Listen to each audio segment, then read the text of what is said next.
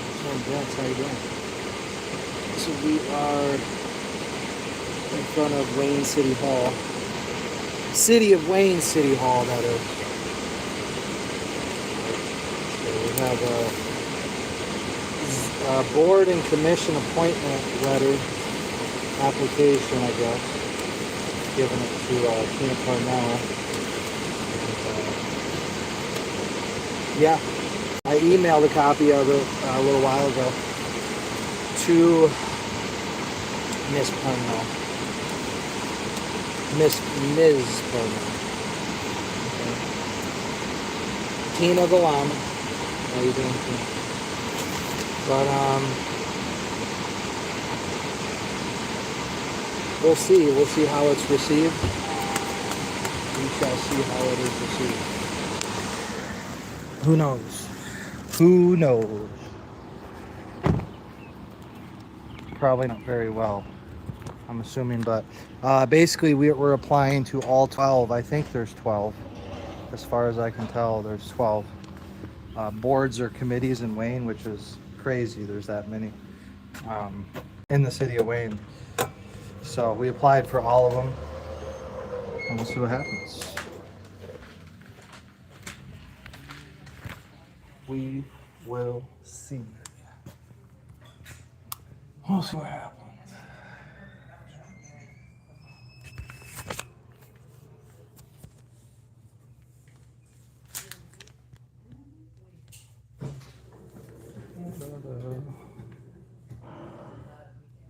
Let's read the narration. Let's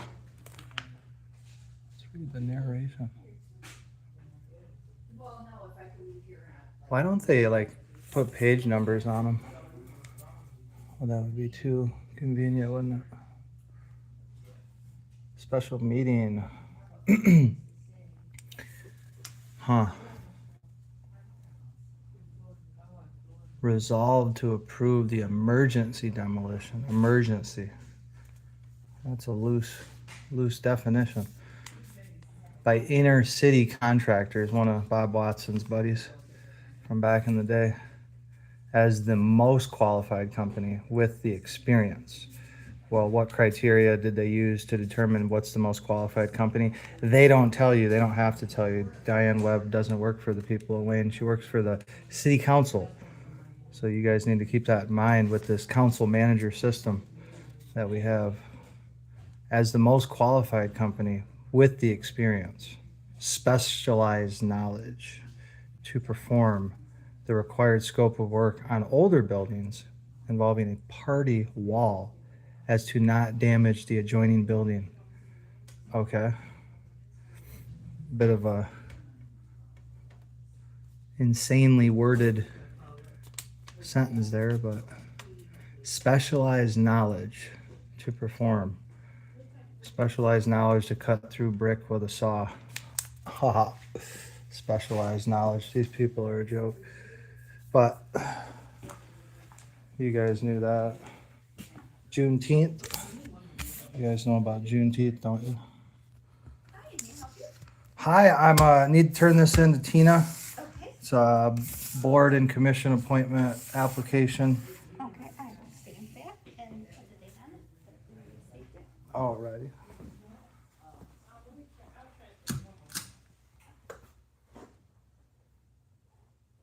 I think it's 2/27. 2/27. Thank you. Thanks, now I appreciate it.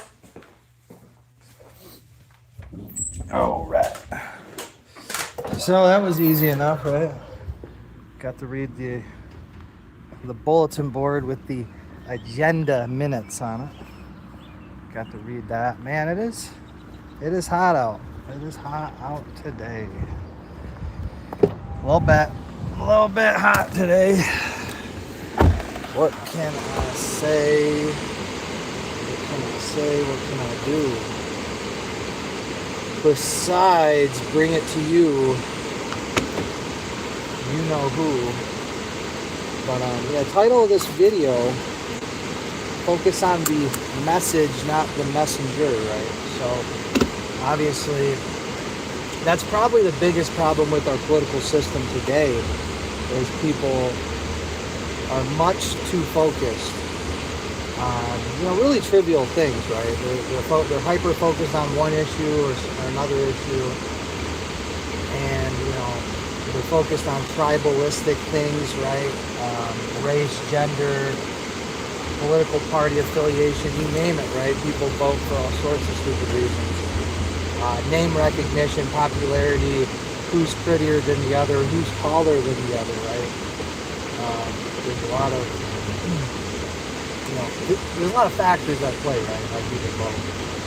But the unfortunate thing is that's led to our society electing people that are just woefully detrimental to them and their community and their state and their country, right? So depending on which part of the government we're talking about, right? We're talking local, state, or federal, but it really doesn't matter. I mean, you see the same sort of trends everywhere, right? I tie it into the the Austin Metcalf Carmelo Anthony murder case, right? That just wrapped up here.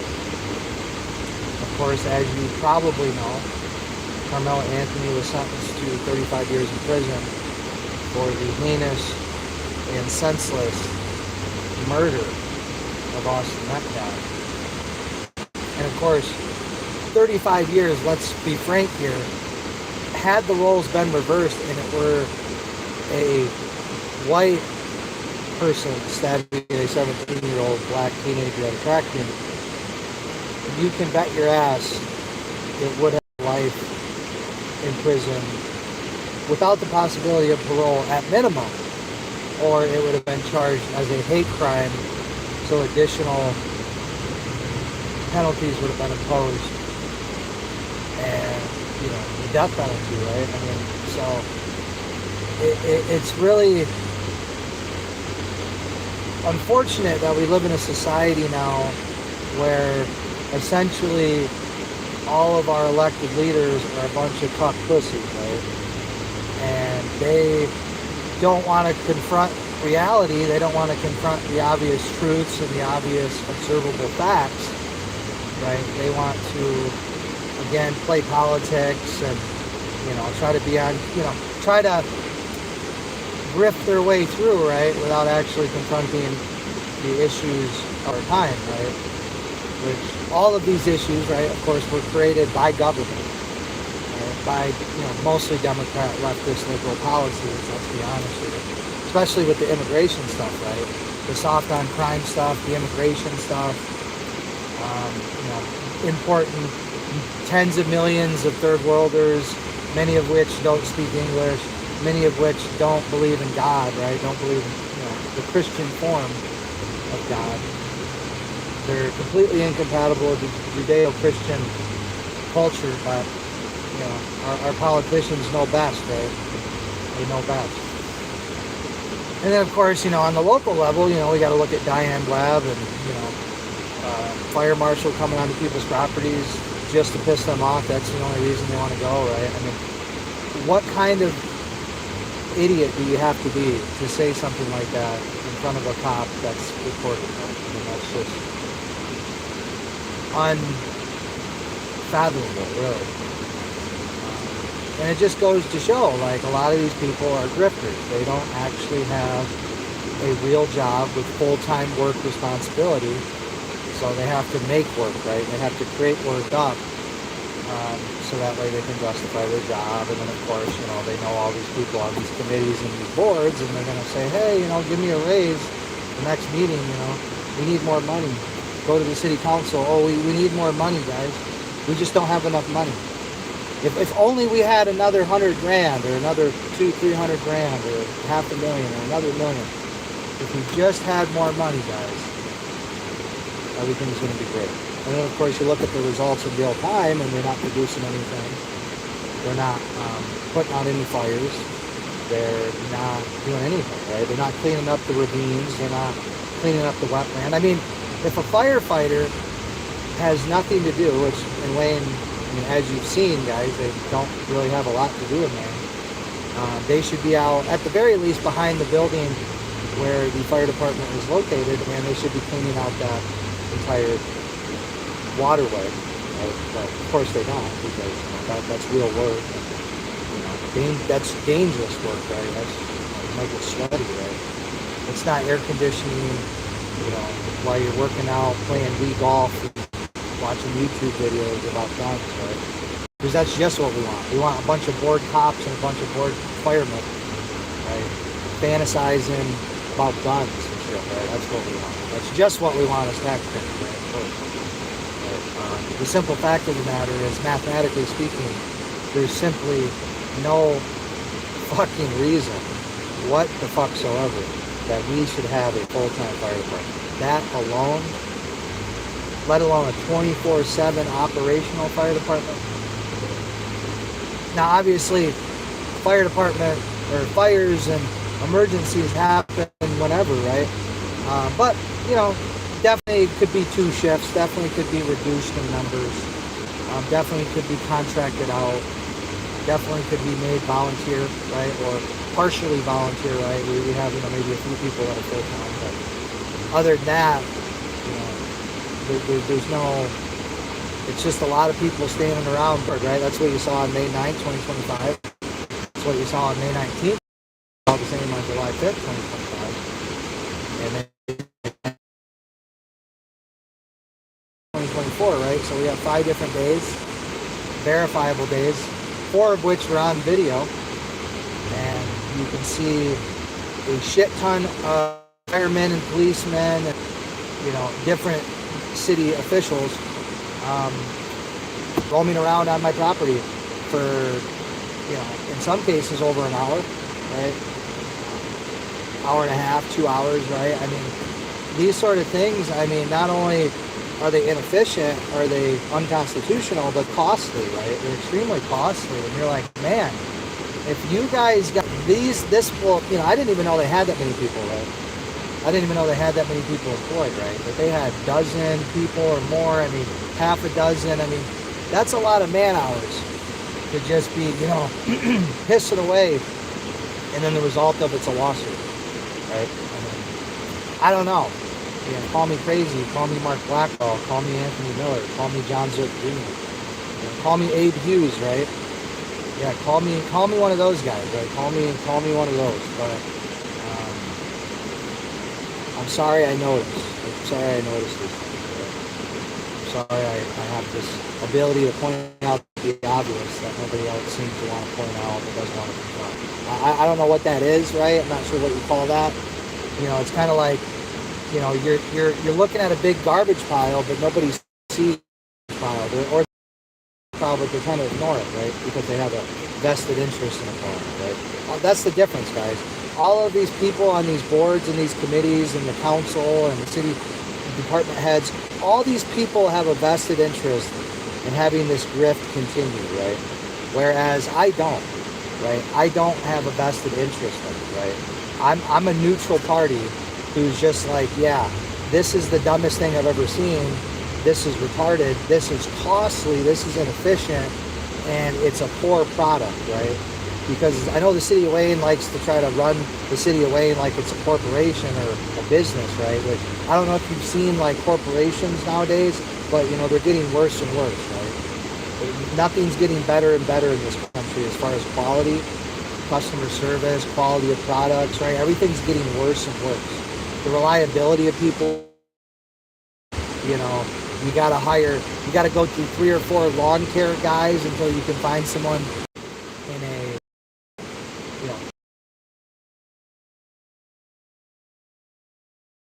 the Wayne government, like it's a corporation, everything's behind her, everything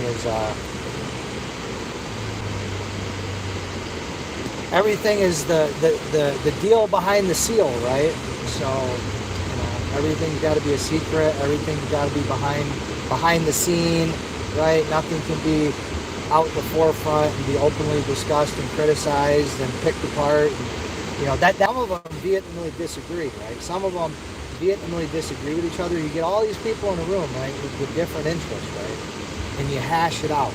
You hash it out, you fight it out with your words, obviously in a civil matter, right, in a manner, right? That's how it used to go. It's called civil discourse, right? What's up, Zan? How you doing, buddy? I see you. Appreciate it. Yeah, sometimes if I have the Wi-Fi on, it fucks me up. I don't know, it slows the phone down for a minute. But yeah, basically, guys, I applied to all of the boards and committees in Wayne, Michigan. As far as I can tell, there's 12 of them. I'll double check to make sure I didn't miss any, but as far as I can tell, there's 12 boards or committees in Wayne, Michigan. And so, getting people, getting watchdogs, right? That's ultimately what we need. Watchdogs, people that are going to watch, people that are going to observe and report, and document, right? People that welcome the spotlight, people that welcome the transparency, welcome the accountability, welcome the responsibility, right? And not those that try to shy away. And, you got a bunch of little part-timers here, with Diane Webb, and you're like, well, that's a total fucking disaster. Diane Webb's a joke. Diane Webb's a piece of shit. I hate to be the bearer of reality, right? But yeah, Diane Webb is really not a good human being at all.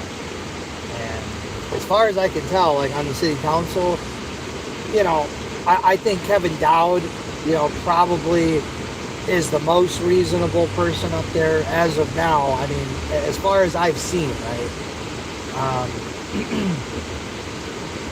He's probably the only one up there that has any independent thought, right? But of course, he hasn't really done much, and we can do better, right? But maybe a lot of this shit too is like, if there's no real leader, there's no one really to take charge and to say, hey, this is what clearly the people want, this is the mandate. This is what we're going to do. Servant leadership, servant government, right?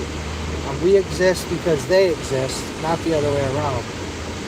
And it's really a simple concept, guys. I mean, the shit isn't like rocket science, It's not fucking some foreign language that takes years to learn, I mean, this is very basic, rudimentary shit.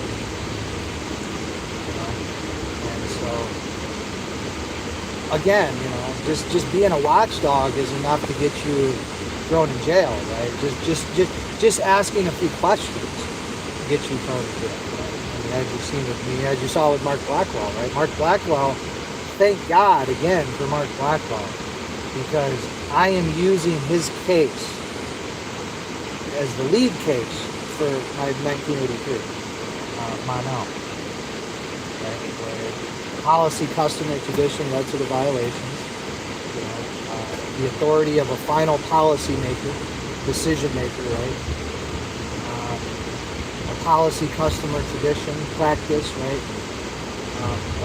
I don't know what the exact term. It's a well-established, regularly practiced, policy, custom, or tradition. The Blackwell case. That's still ongoing. Keep up the good fight, Mark. Keep it up, buddy. I'm rooting for you, and me and you have been at each other's throats in the past, right? But regardless of that, right? That's neither here nor there. That's just, as far as I'm concerned, that's just friendly banter, right? That's just like, hey, where I grew up in Montucky, right? I was raised, Flint, Michigan, Beecher, Dort Highway, right? Montcalm County, Michigan, right? The way I was raised, the way I grew up, the people I was raised by, it was just always kind of like expected, right? Like if you're on the football team, right? You make fun of your friends all the time. You talk shit all the time. You guys are playing pranks on each other, joking with each other, fuck you, saying all sorts of you know, abhorrent shit, right? But it was all done in good time. Being from an area that's how do I say, vested in reality, right? Because clearly here in the city of Wayne, reality just takes a back seat to whatever these people want, right? And you know, they'll sit there and tell you, oh, we go with the lowest bid, and then we're going to start going with city of Wayne, right? Local businesses, and then it's like, oh no, we're going to go with the highest bid because they know Bob Watson, and Bob Watson says so, and you know, fuck you, right? That's the message, right? Because at the end of the day, right, the biggest problem with our system is the system itself. It's the council manager system, because it allows for this, like, you get all these part-time city councilmen, right, that aren't really involved. They're not really doing shit. They're not really watching over anything. They're not really, you know, they're not there. They're not at the city of Wayne full-time, and you know, inside the building, and you know, going through shit and auditing and asking questions and reporting, and you know, just trying to get an idea of what's going on, right? They don't know what the fuck's going on. That's by design. It's by design, so that way they can hire these lazy fucks. You can go hire a city manager, right? Like Diane Webb, pay her $200,000 a year, right? And then of course she'll brag to you and tell you, oh yeah, running the city of Wayne's nothing. It's so easy. You know, so it's like, okay, so you're just paying her to do nothing, basically, right? Even that's her words. That's what she said. My wife's a witness. Right? And that's what Diane Webb, you know, that's what she said. You know, running the city of Wayne's easy. It's nothing. It's a joke, right? It's fucking cake, right? It's a cakewalk. And so then she has an assistant, right? So she's got an assistant, right? So those two people run the city, right? Which the problem with that is, you know, they're not elected. They're not voted in. So now you have a system where someone who's not even voted in, right? There's no mandate that can be had because there's a separation, right? So, and then to make matters worse, the city of Wayne did away with the wards, right? With the precincts, right? So now it's just at large, right? Everything's at large, which again makes for less accountability, less direct representation, right? So now you get this indirect bullshit, and ultimately it just leads to what we have now. It just leads to what we have now, which is dog shit. It's always been, this whole system's always been dog shit, right? It's always been anemic. Nothing ever gets done. It's all bureaucratic. It's not modern. It's not efficient. It doesn't give people what they want. It just is designed, I don't know, it's designed to be what it is, how it's going. They got their trick done. They got their kick done. Well, of course, you know, they got their kick done, right? The whole thing's a kick done, right? The whole thing's a scratch my back, I'll scratch your back, and it's a travesty.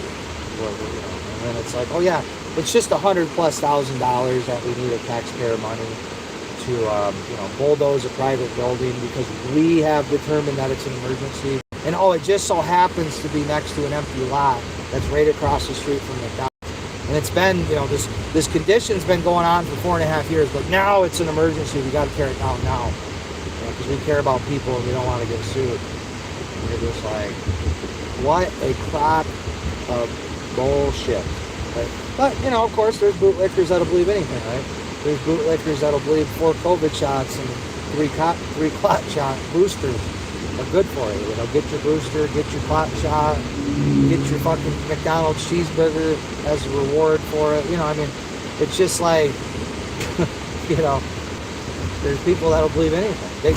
It's not about believing. It's so they don't have to think, right? That's a lot of these people's pejorative, right? Their prerogative. A lot of their prerogative is they don't want to have to think for themselves, and so that's what they have their elected leadership for, or their unelected leadership, the Diane Webb, right?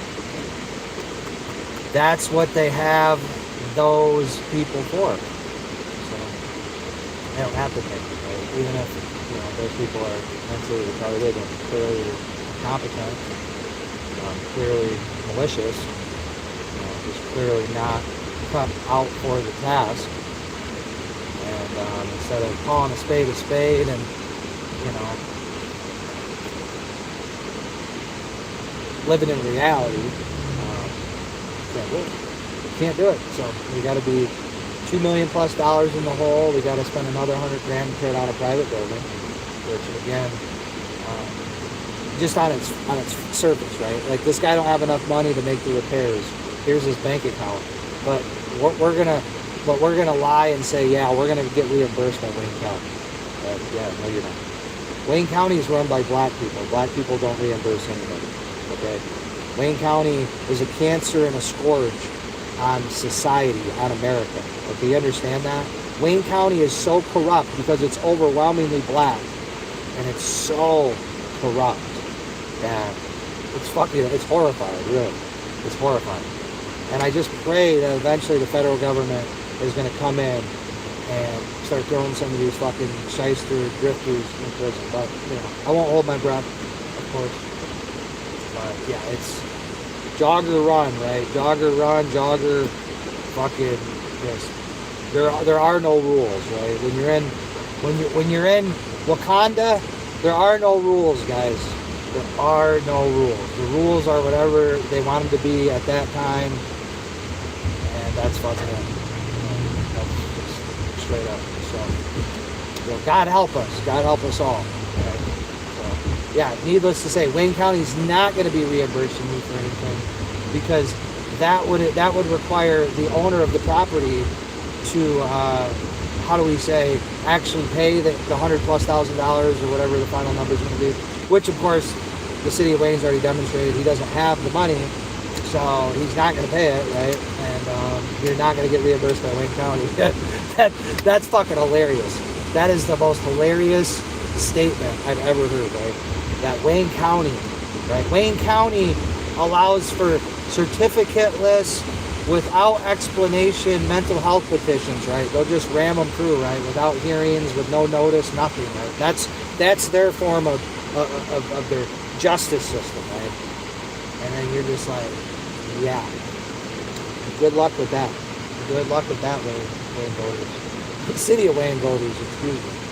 Good luck with that. But I think really though, honestly, you know, we should really consider changing the name of Wayne to something else because, you know, Wayne County doesn't want to be associated with the city of Wayne because even Wayne County is grossed out and disgusted and repulsed by the city of Wayne's antics and actions, right? I mean, the Mark Blackwell case was like, you know, gold to them. You know, it was amazing. So, you know, that case, of course, is ongoing, and I can't wait to see Ryan Strong and Finley Carter continue to get denied qualified immunity, right, for their actions, right? And, yeah, I mean, that's just how it goes, right? It's just how it goes, so. You know, qualified immunity is only for those that are acting in good faith, right? Not for those that, you know, violate clearly established legal precedent, right? Like everybody knows you can't charge somebody with a bullshit. Everyone knows this sort of thing. So, for, of course, the city of Wayne, or you know, because it's just too coincidental, right? All this shit's too coincidental, and it's either their training, their culture, what they hire for, what they demand out of their employees. I mean, you know, open burn policy, right? I mean, that was the most incredible. Like, I couldn't tell you how many lawyers I talked to about this case, and they thought I was trolling them. They thought I was bullshitting when I said, yeah, this isn't even an ordinance. This is just a policy. They kept masquerading it as an ordinance, falsely claiming it was an ordinance. With their open burn ordinance, but then when you click on, like when you download the PDF file name is open burn policy. But then you click on it and you actually look at the PDF, you know, you open it. The title is Policy for Controlled Fires in the City of Wayne. So it's three different things, right? But it's an ordinance, right? That's what the City of Wayne was claiming on July 10th, right? They brought the fire chief out of court and all that, right? They brought the fire chief, and you know, they were like, yeah, you know, this is our ordinance. This is what he's violating, and this is our. And I'm sitting there like, well, this ain't even a law. This isn't a law at all, right? But both two judges didn't know it. Multiple defense attorneys didn't know it or care to know it, right? Multiple prosecutors, Bosnick and Miller. Miller's going in there like this is operable law. You know, Kerry Miller is going up in there. Oh yeah, this is operable law. This is, Of course, I wasn't privy to the discussion. I was told I couldn't be in the room. Right? I was forced out of the room. Right? I wasn't allowed to see. Because of course I would have called it out and said, well, wait a minute, bullshit. This isn't a policy, or this isn't an ordinance. This isn't enforceable law, right? Words have definitions. Definitions have meaning. You can't just make shit up to suit your agenda, your narrative, right? Your prosecution. No, prosecution has to be based on probable cause that a crime was committed, right? That a law was broken. And when there's no law, there's nothing violent, right? So there can't be a crime. It's impossible. It's a legal possibility. It's not improbable. It's impossible, right? So, of course, they kept me out of the room, out of the discussion because, they're malicious people. They want to maliciously prosecute, punish, punitively punish, right? Because this guy's a jerk, right? This guy's a jerk, right? Kerry Miller herself said it on the record. I'm just a big jerk, right? Well, it's being a big jerk, as you call it, as you have interpreted it, right? And is that something that you can lock someone in the cage for without bond for? I don't think so. I don't think there's any anti-jerk laws. So, again, right? They tell on themselves, guys. That's the beauty of these people, is they will tell on themselves. And that's ultimately why they don't want cameras anywhere around them, right? Which, of course, if we had a competent city council, we would just, have the city council people, right? They would just go and record the police chief all day, and they would just record everybody all day. Live streaming, right? What's there to hide? No more deals behind the seal. Nope, everything's out in the open, transparent, publicly consumable, freedom of information. It's all for the world to see. You know what I mean? It's that simple. Or we can continue the, secret, a little bullshit. This little bullshit scam that, has been perpetrated. I've been door dashing a lot because I'm broke. I recently discovered driving through downtown Romulus is much nicer than our neighborhood. Oh yeah, I mean Romulus, like I said, Romulus has tons of problems, but they have a mayor-run city first and foremost, right? And quite a bit different than the city of Wayne. Many interactions with Romulus, but I have spoken to them briefly. And, Romulus is way better than Wayne, right? Inkster's better than Wayne, right? Everything's better than Wayne. Wayne is literally a laughing stock. It is the joke in Wayne County, right? Which Wayne County is a fucking joke, right? So if you're the joke of a joke, I mean, that's like, you're not even the redheaded stepchild. You're the genetically deformed redheaded stepchild, That's what the city of Wayne is. That's what, it's been like that long before I came to town, right? Long before I didn't even know fucking the city of Wayne existed, Never heard of it. Thank God, right? Never heard of her. Never heard of her. And all of a sudden I move here, get a house here, and think, Metro Detroit next to Canton, next to Westland, Romulus. You can't be that. I heard of Romulus. I heard of Westland. Or no, I hadn't heard of Westland. Yeah, I heard of Westland. I've heard of Westland. I've heard of Romulus. I've heard of Canton. I've heard of Inkster. Never heard of Wayne. Never heard of it. Well, a couple of years ago. But at the end of the day, though, I mean, it's like, hey, we're here. We gotta make do with what we got, and we have all the tools, right? The city of Wayne's small geographically. It's got a nice array of zoning, right? It's got really everything you need to be successful. Right? It's just, you got to get rid of these fucking scumbag department heads, these scumbag council members, all these fucking scumbags, right? They're all dirtbags. They're all dirtbags. They all serve not your interest, right? Not the public's interest. Right? The public interest is like, hey, I want lower taxes. I want clean streets. I want to see some white people, you know, in my neighborhood. I don't want to just see all, you know, fucking diversity, right? Like, I actually want to see, like, real diversity, right? I want to see real diversity, right? Where there's actually, you know, a variety of different groups of people. It's not all black. It's not all Mexican, right? Yeah, people want that, right? People want that, right? They want more than just Mexican, right? They want Colombian, Dominican, Puerto Rican, right? They want all of it, right? But got to have some white people. It's somewhere in that stratosphere, right? Any sane person, right? Any sane person is like, yeah, I want a good amount of white people in my neighborhood, a healthy amount, right? That's kind of indicative of, you know, a successful society, right? The more whiter an area is, it tends to be, you know, less crime and, you know, higher quality of life, generally speaking, right? I know you're going to talk about West Virginia, Kentucky, and right? But in general, right? In general, right? For the most part,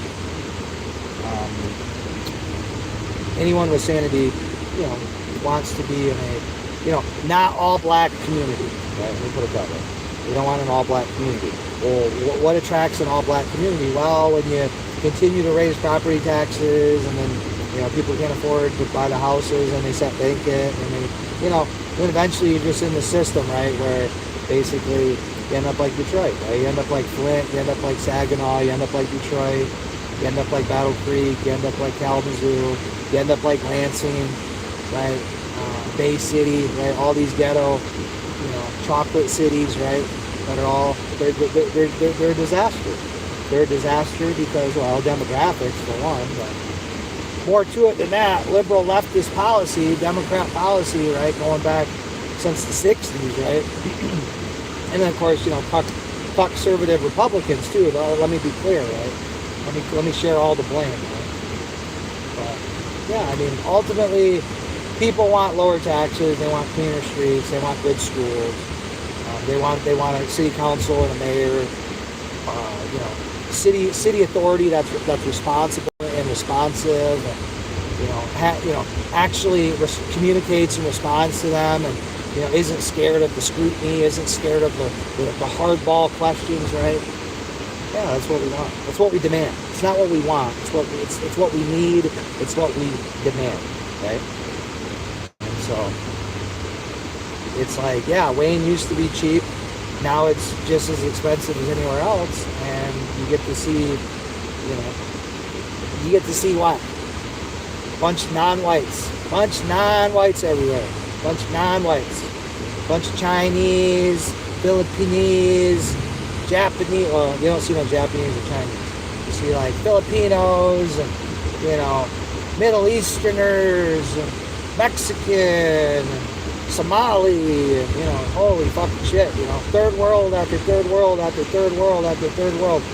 No first world immigrants, no whites, no men, right? Especially no men, right? They'll allow a white girl or two, but definitely not no men. If they do allow a white man, he's got to be gay, he's got to be trans, he's got to have his penis chopped off. No men, right? No men are allowed. It's just, you know, not something that we're promoting, right? Society doesn't promote masculinity. Society promotes this femininity bullshit of, oh, you got to sit there with your, you know, with your legs tucked. You got to sit there with your sack tucked between your legs, and you got to be a good little boy, and you can't cry, or you can't speak up, and you got to be quiet. You can't raise your voice, can't talk loud, can't make a point. Nope, you just got to be a good little boy, and, you know, sit there in your little cuck chair, right? And I don't know. People kind of get tired of it. I know I am. I know a lot of the people I know are. And I know a lot of you and Wayne are too. I know you are. Right? That's why you don't go to these city council meetings. Right? Because, you know, what's there to go for? What's there to see? Absolutely nothing. Absolutely nothing other than a bunch of idiots that are sitting there on their fat asses. What do you get to look at? Obesity and idiocy. Obesity and idiocy. That's what you get to look at. Ignorance, obesity, and idiocy. IOI. That's what you get to see. IIO, OII, obesity. I would probably say illiteracy too, right? Illiterate. But yeah, I mean, you just see a disaster. You see a circus, a clown show, dumpster fire, and you're not supposed to say nothing. You're not even supposed to notice. Pay your taxes like a good little boy and shut the fuck up, peasant. Yeah, that's the attitude, right? I mean, yeah, if I was making 200 grand a year to be a grifter like Diane Webb, yeah, I'd probably have that sort of confidence and cockiness about me too. I would have that kind of bravado too, right? Where I would just be like, yeah, you know, I don't know an explanation to you. I'm Diane Webb, motherfucker. Like, Diane Webb, huh? Has she ever built anything? Has she ever swung a hammer? No, of course not. Diane Webb wouldn't know anything about that. She's an urban planner. Yeah, urban planner. Where's her track record of success? Did she erect any new buildings in previous places where she worked? No, she didn't do none of that. She didn't do shit. But just grifted from one job to another.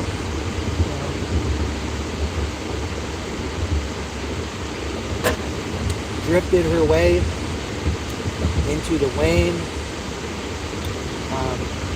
tax rolls, right? That's what she drifted her way into. And, your city council allowed it. Your city council went out and voted for her and approved her, and you know.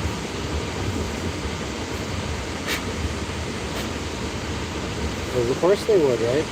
Because they wouldn't want to work. They wouldn't want to, take some of the work on themselves, and lower the deficit, right? Cut the spending down. And they wouldn't want to do that, right? That's work, guys. They wouldn't want to maybe add, 10 or 20 grand to their salaries and actually fucking work full time and actually do a real job, right? That's real work. We're just here to grift and pretend that we're important council people, and it's like it's legacy for these people, right? It's ego for these people. It's not like, oh yeah, we actually want to help our neighbors. Yeah, we want to help our neighbors by making them pay 100 grand to tear down a building. Right? Tear it down, demo it, so that way one of our friends can come in and buy the double lot up, and the grift, right? The backdoor grift, right? The deal behind the seal. The deal behind the seal. Welcome to Wayne, Michigan. Welcome to Wayne, where the deal is behind the seal. And fuck you, peasant taxpayer. That's the city of Wayne. Fuck you, peasant taxpayer. Thank you for paying your taxes. We'll see you next year. It's fucking sick. It's so sick, guys. I mean, when you really think about it, right? I mean, fuck, dude. Boston Tea Party, right? Fucking God, dude. I mean, American Revolution, Boston Tea Party, Boston Massacre, right? Something, dude. Fuck. Americans have forgotten, man. They have totally forgotten.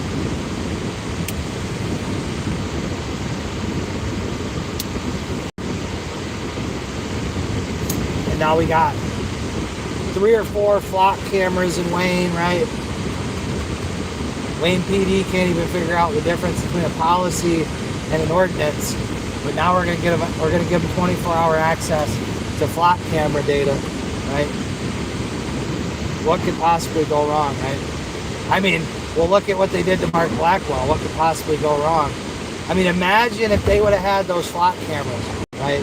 And they could have maybe, caught Mark Blackwell. Maybe he drove down this road and, Lisa Nocerini was on the road, or, maybe they could have found a couple more, right? And, or maybe he photographed her while she was campaigning a couple more times. I mean, these people are sick, dude. These people are fucking sick. They can't figure out the difference between a policy and an ordinance, apparently. But they should be trusted with people's, personal data. And you're just like, yikes, man. What a scary time we're in. The fact that people in Wayne have not demanded that these flock cameras bro, you were talking shit about my mom. Who's your mom? Who the fuck's your mom, dude? I was talking shit about your mom. I don't know. Who's your mom?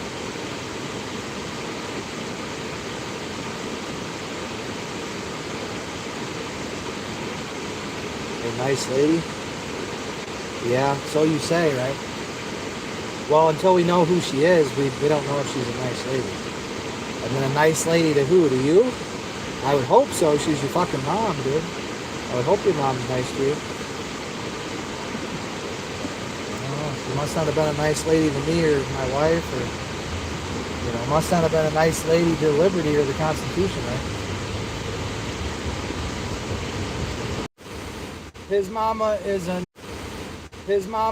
a nice lady, so he says. Your mom probably gave me some head, bro. Tina Jeans, I don't know who Tina Jeans. Tina Jeans, I don't know. Never matter. Never matter.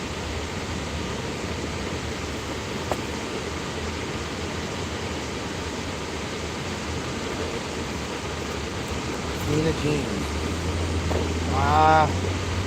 It doesn't ring a bell. Maybe I was drunk or high or something back in the day. Maybe she sucked me up or something.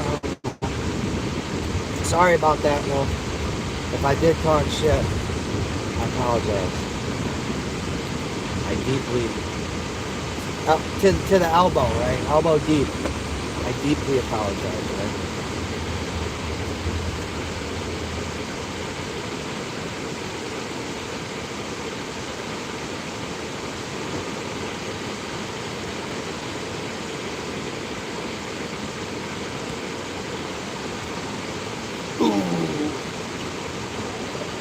Bob Watson, get back to me.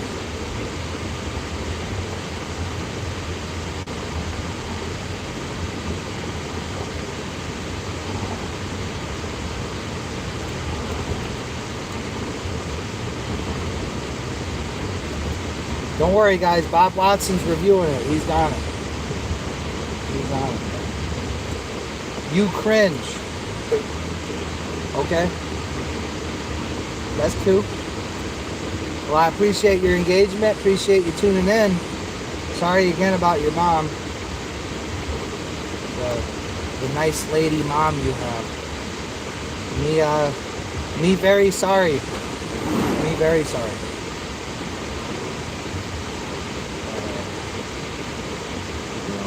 Ask your mom, does she know who 8-inch Vince is? Does she know who 8-inch Vince is? Ask her that.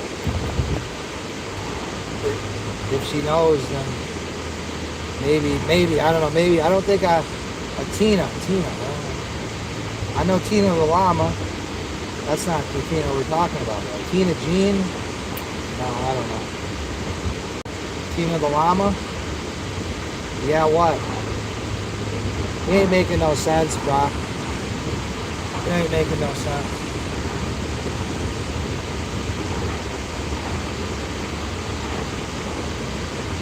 Please use correct punctuation on my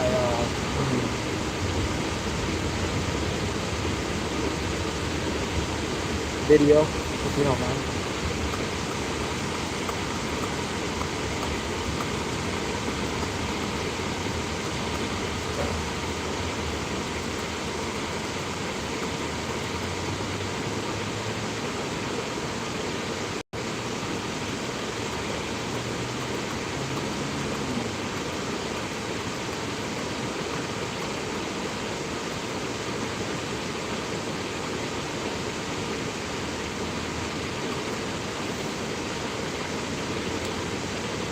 Yeah, buddy. Yeah, we gotta go to Walmart real quick. Pick up some baby formula. And then I gotta go to the Home Depot. And then,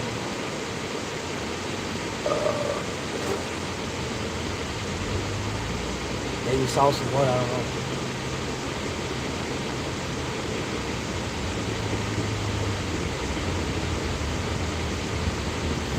I don't know.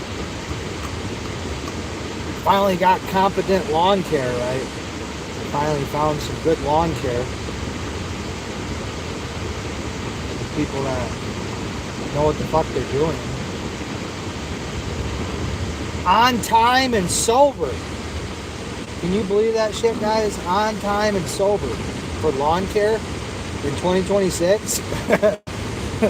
Fuck, man. I hit the jackpot, guys. I hit the jackpot. Sober and on time lawn care. I couldn't believe it. Couldn't fucking believe it. You know? I was like, goddamn. That's some good shit. Are you talking about tightly? Are they talking about tightly? I don't know. Fuck is tightly? Titty? Tighty? Tighty? I don't know. Maybe. Sounds kind of hot. Sounds kind of hot.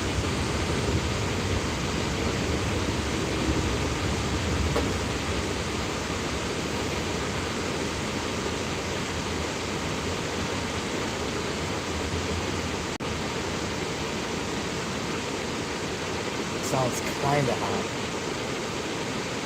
Ooh. Talk about Tig Old Biddies. Tig Biddies. Or they talk about Tig Old Biddy. I like Tig Old Biddies. Yeah. Tig Old Biddies. Sounds about right. Tig Old Biddies. Yeah. Hell yeah, we like them Tig Old Biddies. I mean, I'm gonna be honest though. I'll choose a nice fat ass over titties, right? But yeah, big titties are nice.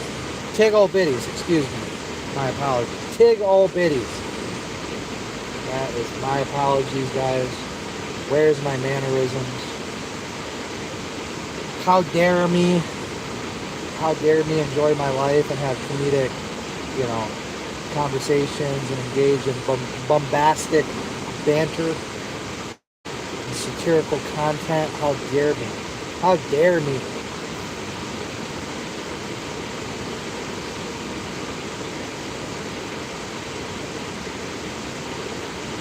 I'm supposed to be an NPC, you know?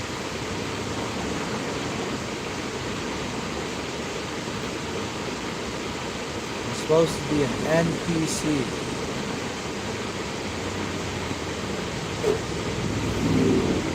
Well, I can't be an NPC. Unfortunately, no non-playable character in me, guys. But, yeah, we're gonna probably. Well, I mean, the violations keep coming in, so it's hard to file a lawsuit, man.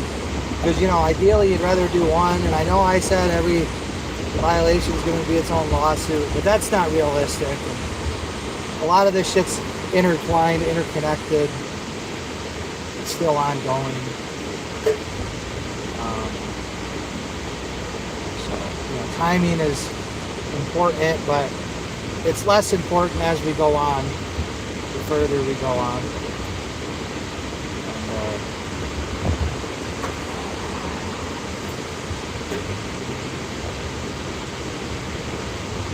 yeah, I mean,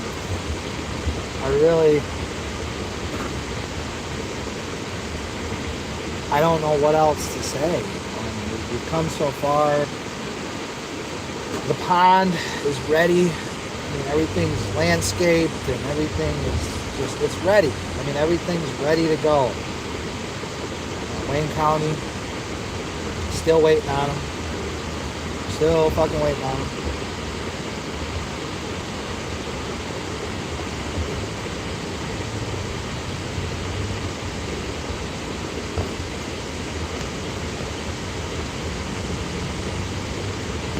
Still waiting.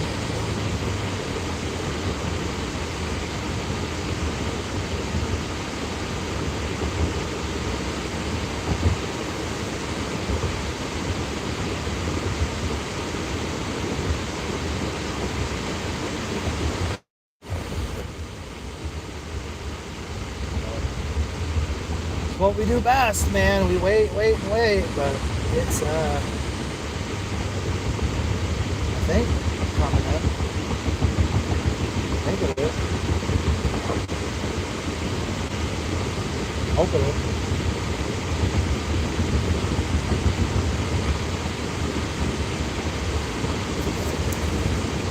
Yeah, like I said, I mean, if you get rid of a lot of these bullshit ordinances too, right? I mean, you can get rid of a lot of these committees and boards too. You know, a lot of the shit, like I said, it's redundant. It's like, it's self-serving, you know, it's designed to justify itself, basically. You know, it's kind of like you're just chasing your tail, right? As a taxpayer, you never really get anywhere. Your taxes never reasonably go down, or really, they might go down, you know, from year to year, right? Sometimes, but if you look at it, zoom out, and look at the trend, it's going up. It's always going up. And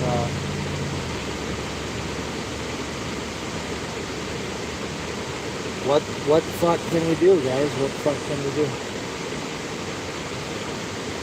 Other than, of course, run and win, and get other people on board as well that want to, you know, amend the city charter, amend ordinances, or just repeal them altogether. Pass ones that are, you know, of course, protective of people's personal liberties, right? Civil liberties, right? So, like, we can pass ordinances outlawing flock cameras, right? We can pass ordinances that make it, you know, against our charter, right? It's against our ordinances to have a flock camera, to surveil a private company, to surveil a private citizen, right? We unfortunately, we need to have laws that are passed to protect. I mean, because the federal government and the state, you know, they haven't done it, or we'll see, you know, but us as a local municipality, we can pass ordinances all day long that protect your civil liberties. We don't, because, you know, obviously the city council couldn't care less about your civil liberties whatsoever. Just like they couldn't care less about your property taxes and, you know, your quality of life. They don't really give a fuck. You know, they just prefer everything to Diane Webb, right? Because she's so smart. You can just tell by her haircut. You can tell by how she looks. Diane Webb is just leaps and bounds smarter than anyone in the room, right? No, I say that very sarcastically, if you couldn't tell. It's like, nah, she's a liar. She's a liar. She's not a good liar. She's a bullshitter, and ultimately, you know, what I want people to really understand is that everyone in that room is basically just winging it, right? They're just pretending that they know what's going on. They don't know what the fuck's going on. They don't know anything. Right? Why do you think things are the way they are? You think things are the way they are because, you know, they're just holding back on their mental prowess? Okay? They're just holding. No, there's no mental prowess to begin with, right? The city of Wayne isn't comprised of, you know, let's just be frank, right? Your average citizen in Wayne compared to your average citizen in West Bloomfield or Farmington Hills or Canton even, right? Vastly different, right? Wayniac, Waynos and Wayniacs, right?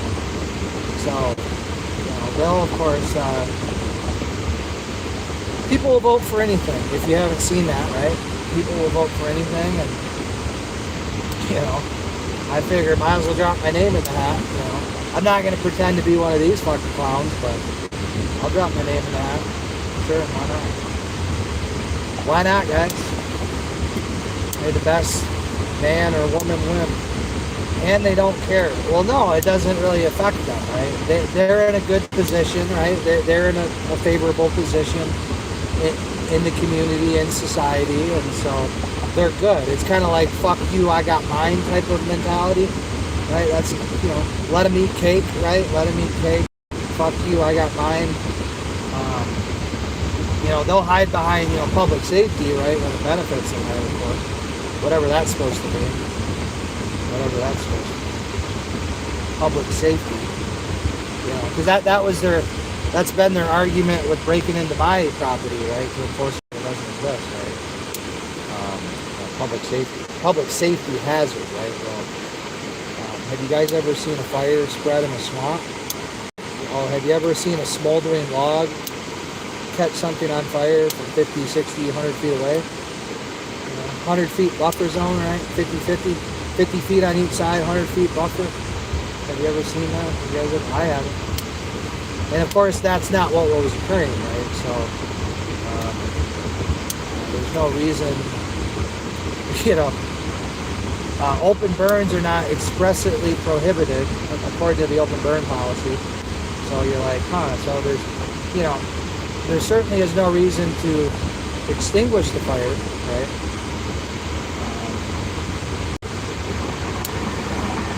One could possibly make an argument for needing to search the fire pit, but again, warrants and exigent circumstances are still but as far as like the seizure of it, right, using a fire truck hose to extinguish a log that's smoldering, a little excessive, right? A little excessive, little bit unreasonable there.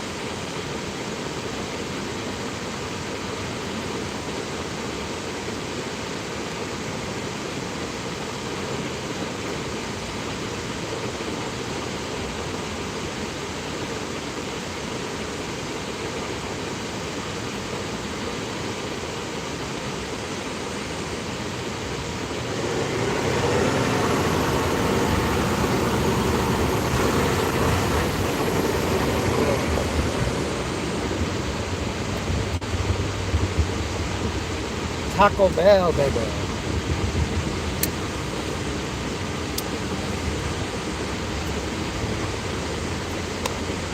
Yeah, getting that paycheck. You're goddamn right.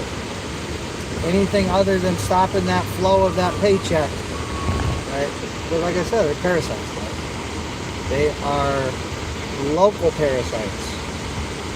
And they're parasiting off of their neighbors, and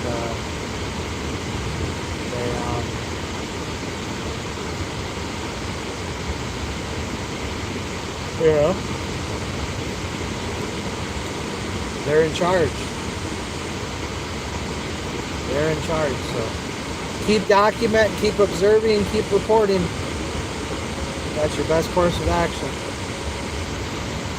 Oh, did you guys see that they're trying to pass that new the House, right? It passed a bill to basically try to stop auditing 25 feet. They're trying to get 25 feet, right? Because that's not going to be abused by these pigs. That's what they all are. Firefighters, all of them. Any government worker, right? Outside of maybe the DPW, which even in Wayne, the DPW, Chris Colwell, right? He was a piece of shit, right? July 10th. So, but I'll still give a pass to DPW. I'll say, DPW, that's about all you could probably say he's not a pig. But the fire department, police department, yeah, ego paycheck. You goddamn right. You goddamn right. It's an ego paycheck. It's an addiction, guys. You gotta understand. It's like anything. It's like nicotine, caffeine, THC, fucking any sort of addiction, right? Gambling, sex, porn, right? It's all the same. Right? These people are addicted to power. They're addicted to status, right? To the ability to be able to really fuck with somebody, right? They can summon the upon you. These people are fucking sick, right? They're absolutely sick, right? They can have you petitioned into a psych ward because they said so, right? Because of their false narratives, right? False narratives that they paint, portray, and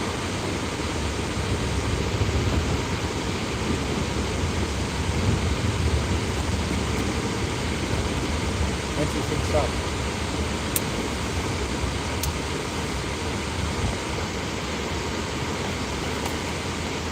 Interesting stuff. So now they're trying to pass it to where, you can't even be within 25 feet of a pig. 25 feet for they're of course trying to piggyback it off of first responders, right? First responders and firefighters and first aid, right? They're trying to, but of course the pigs, right? The cops, the popo, they're trying to, of course, piggyback off of it. That's ultimately what it's for the pig. because the pigs don't like people recording. They're policing, right? They don't like being recorded while they're policing, right? While they're protecting and serving, right? So, yeah, they don't like that transparency, right? Because they can mute their body cams, right, for tactics, right? Mute for reasons, right? And, right, Elziotti, Officer of the Year, mutant for tactics, right? And, yeah, so, of course, you can't rely upon them. You can't rely upon them, right, to be fair and transparent, right? They'll, delete their body cams. We just don't even have a police report, right? I mean, there's no end to their wickedness, right? To their hypocrisy. There's no end to it, So, yeah, exactly what it is. A fucking ego paycheck.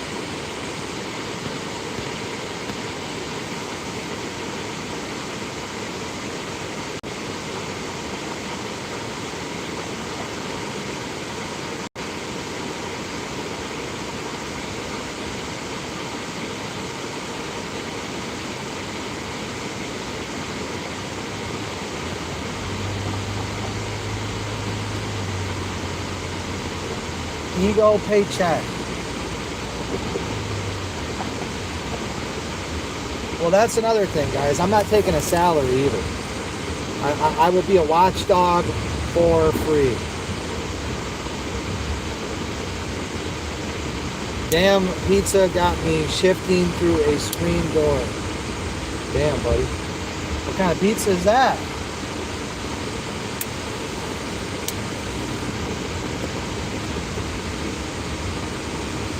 What kind of pizza is that? Sounds like a damn good pizza. Extra pepperoni, huh? Extra pepperoni, anchovies. You sick fuck. Would you throw pineapple on it too? God. I remember it was actually pretty good. I ordered a double pepperoni, anchovy, pineapple pizza. That shit was fire. But you want to know what else was even more fire? The next morning. I didn't know that you could piss out of your ass, right? I didn't know. But I knew after that, like, oh fuck. Good times. Good times in the, oh man.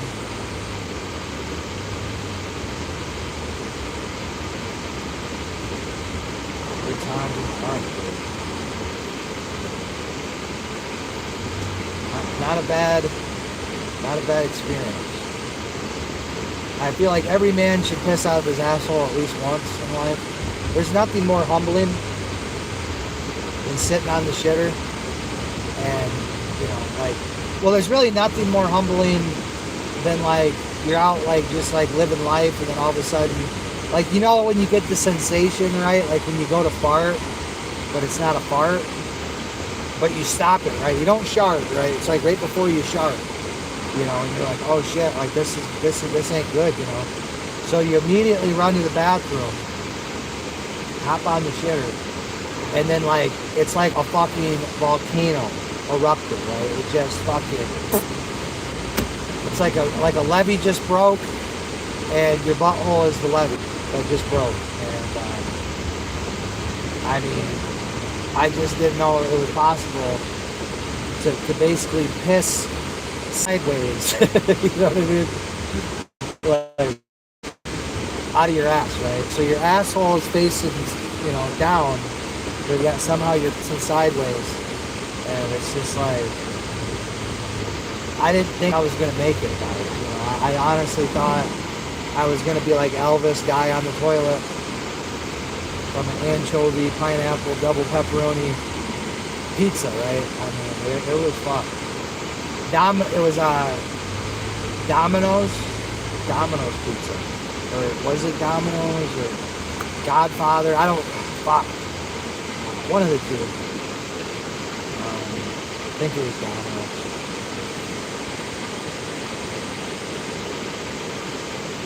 Driving out late. Yeah.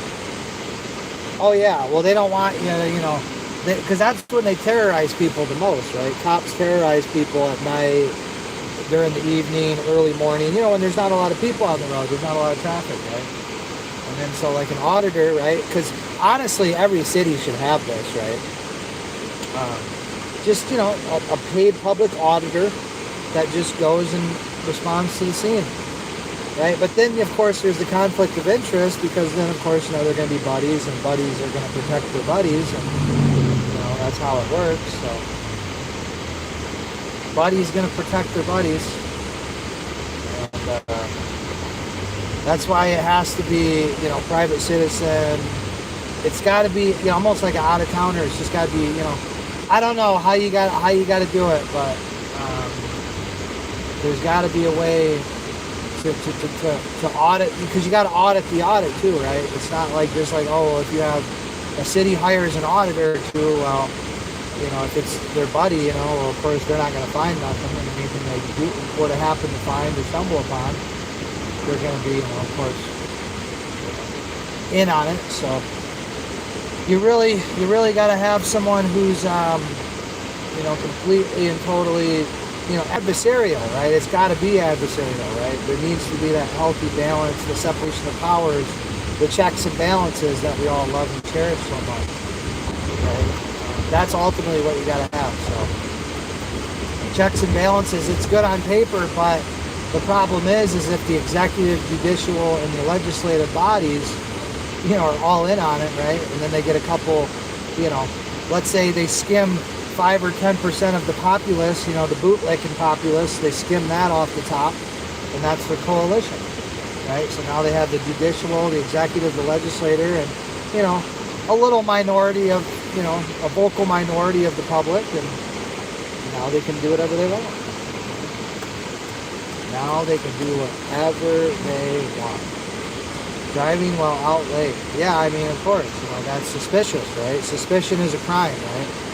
Suspicion is a crime. Just like, you know, having a fire pit, having a bonfire that the city approved is a crime. Previously approved it, right? They approved it like, you know, the fire pit was usable. It came with the house. They approved the house as it was. You use the fire pit, they break in. Saying, no, you can't do this. And it's like, huh? Where's my rights on? Oh, fuck your rights. Your rights don't mean nothing. Well, we'll see if they do or they don't, right? We'll see if they do or they don't.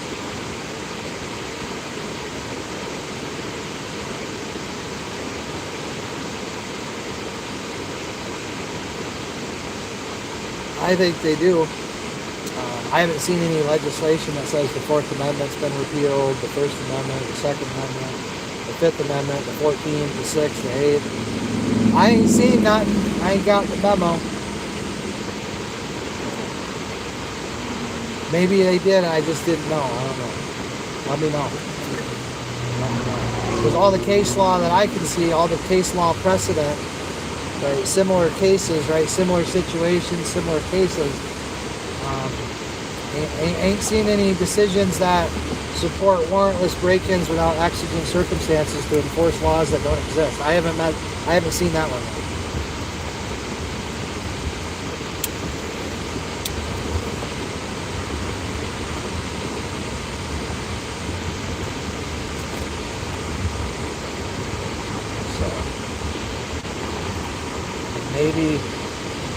Maybe I'm just crazy, but I ain't seen them. I've looked for them too. I've tried and tried. I was like, man, maybe there's some obscure case law. Michigan versus Tyler is not one of them, right? Michigan versus Tyler is in regards to a building that's on fire, right? Something that you can see visibly from a lawful vantage point. A building's on fire. Well, obviously that's an exigent circumstance, right?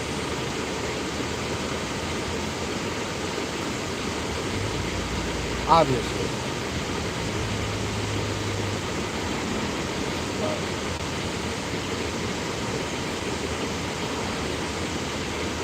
that's not what happened here. They knew I was having a bonfire, which is not prohibited, not illegal, not a crime, not anything, right? It's just a guy having a fucking bonfire. A guy utilizing a possessory interest on his property, right? He's got a possessory interest to use something on his property. He's using it on his property lawfully, right? He's not like harassing somebody, right? It's not like loud music. He's not, fucking there's no, even that's not an exigent circumstance, right? So, again, like, everything the city of Wayne did was completely unlawful, completely unconstitutional. And then that was used as the basis for a prosecution, and then a punitive bond conditions, and bond remands, and, no bond, right? No bond at all. Yeah, I don't know. It's a pretty interesting ordeal.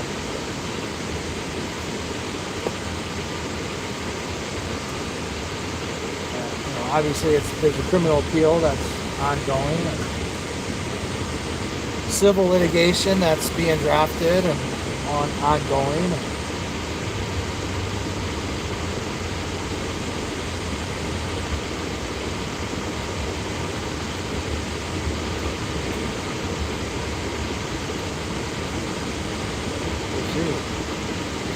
We shall see, right? Damn, CBD keeps going out.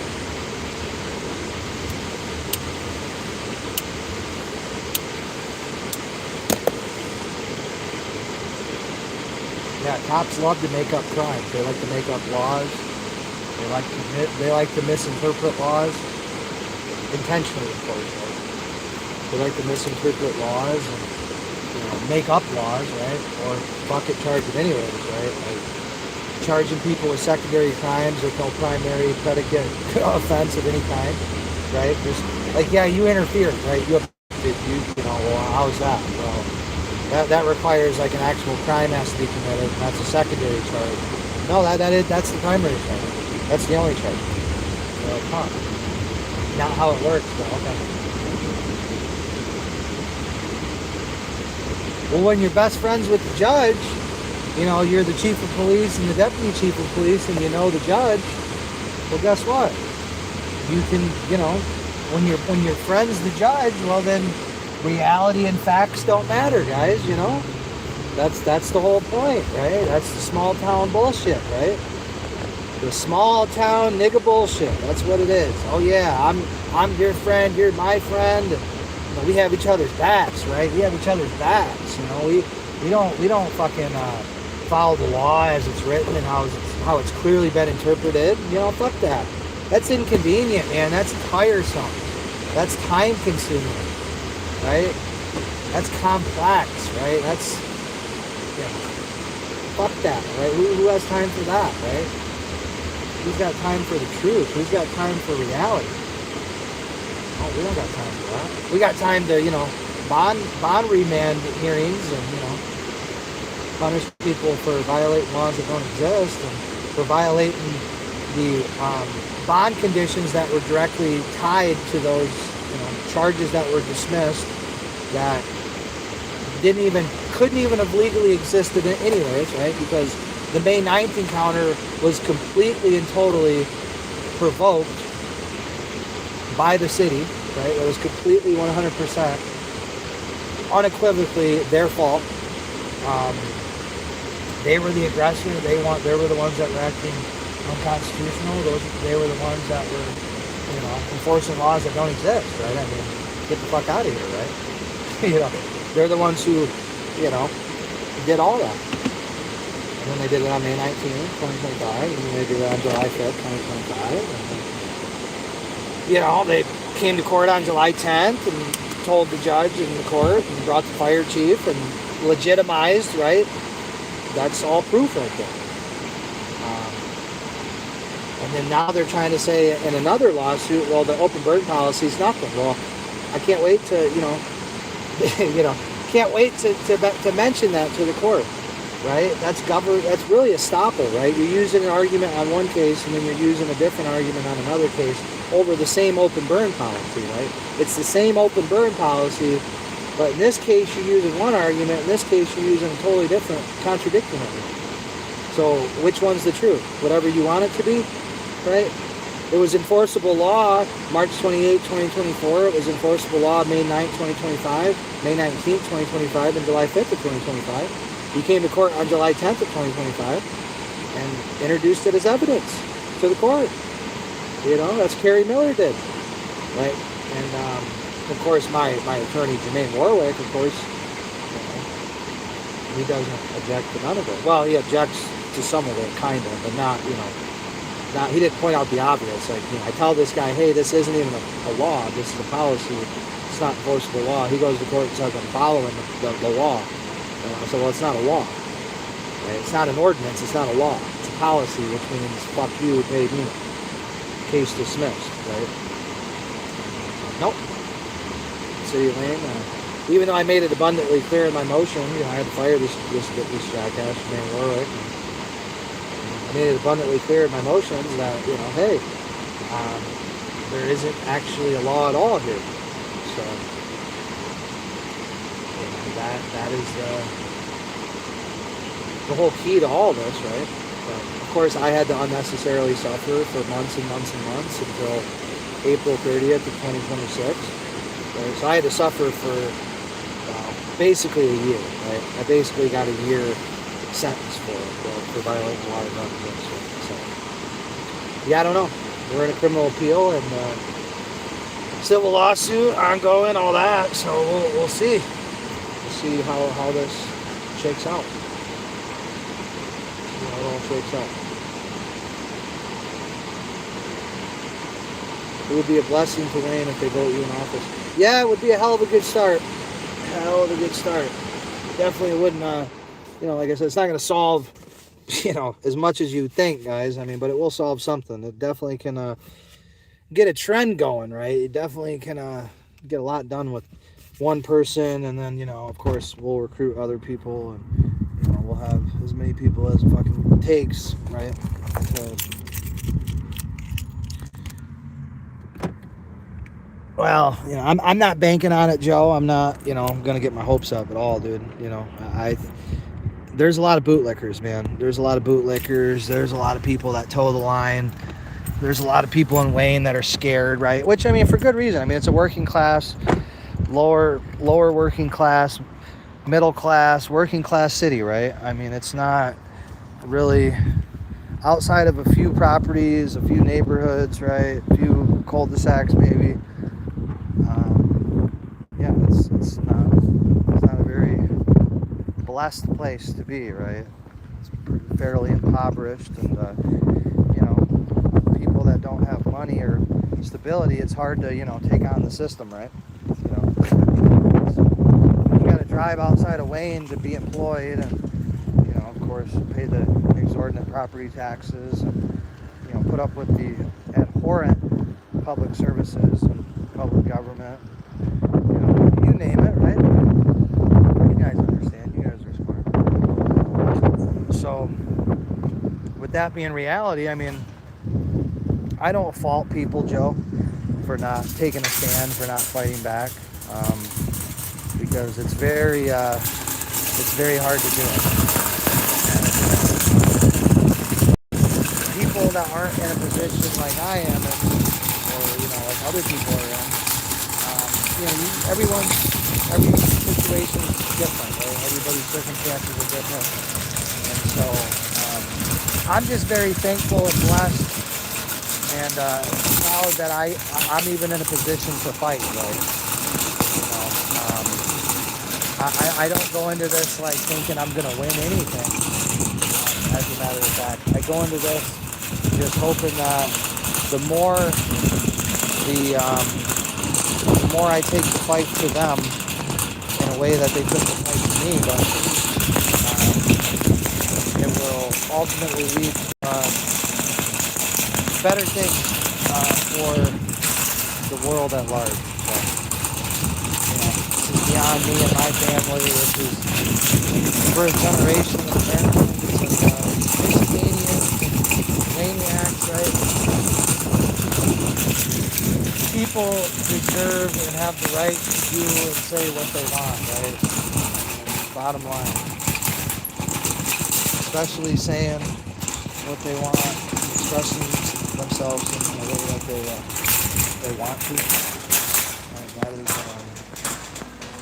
ultimately what matters, right? So I just want freedom, guys. I just want freedom. I want prosperity. I want, lower taxes. I'm no tax, right? So axe my tax. Was not successful this ballot, right? We came up just short. But I am for the complete and total elimination of property tax. Complete and total elimination. Not a reduction. I'm talking I pay zero, you pay zero. Property tax is zero. That's what I am in favor for. Right? And unapologetic about that. That's I guess a controversial statement, I guess, to be anti-property tax. But I had no idea that that was the case. Apparently, some people like property tax, or I don't know. It's a lot of the grifters, right? The grifters like property taxes, right? Because that's how they're able to, steal your money and give it out to their voters, right? And to keep their grifts going, right? Their grifts, their personal grifts, and then their buddies' grifts, right? Got to keep the grifts all a churning, right? So that's the ultimate, undisputed status quo, right? That's something that has to be adhered to at all costs. Like there's just nothing that, nothing that can be discussed or negotiated with, right? I mean, these people are true tyrants, true sickos. They really deserve, capital punishment, really. I mean, some of them, if I'm being honest with you, they really deserve, Carmela Anthony sentence times 2, 70 years, something like that. 35, might be enough, but I don't know. It might be, it might not. Damn, Walmart's stepping their game up nowadays, man. They got some better shit, guys. Walmart stepping their game up majorly. I'd love to see it. Bar and chain oil. Nah, we still got some. I usually get it at the depot for $9. $9 Mojave at the depot. Oh shit. What am I looking for? I'm looking for my mind. Oh, excuse me. I'm just looking. I like to see what's out there. I like to see what's new. They got push mowers. They got everything at this Walmart. I didn't know Walmart was so stacked, guys. They're selling like full-on push lawnmowers, 140cc engine. Right? I mean, I don't need one. I'm just kind of like, damn. $200. Huh. Cool.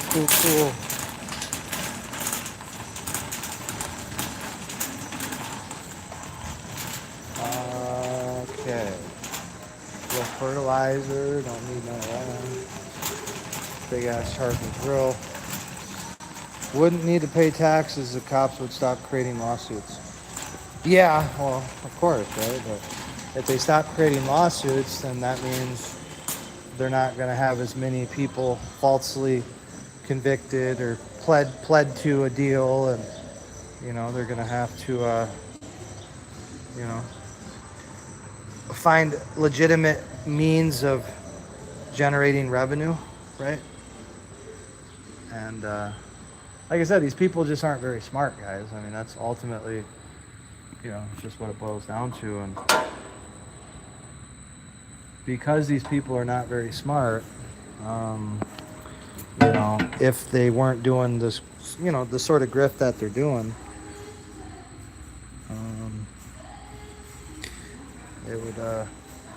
they wouldn't know what to do, right?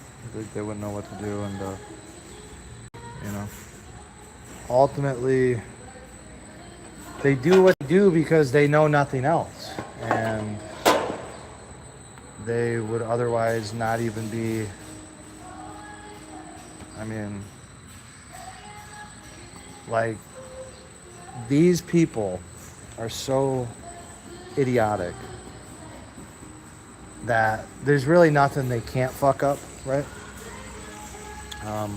Because first of all, the cops aren't trained nearly enough, right? They're not even really qualified to do anything other than make shit up and, you know, violate people's rights and, you know, give each other a high five for doing it, right? High five, buddy. Good job.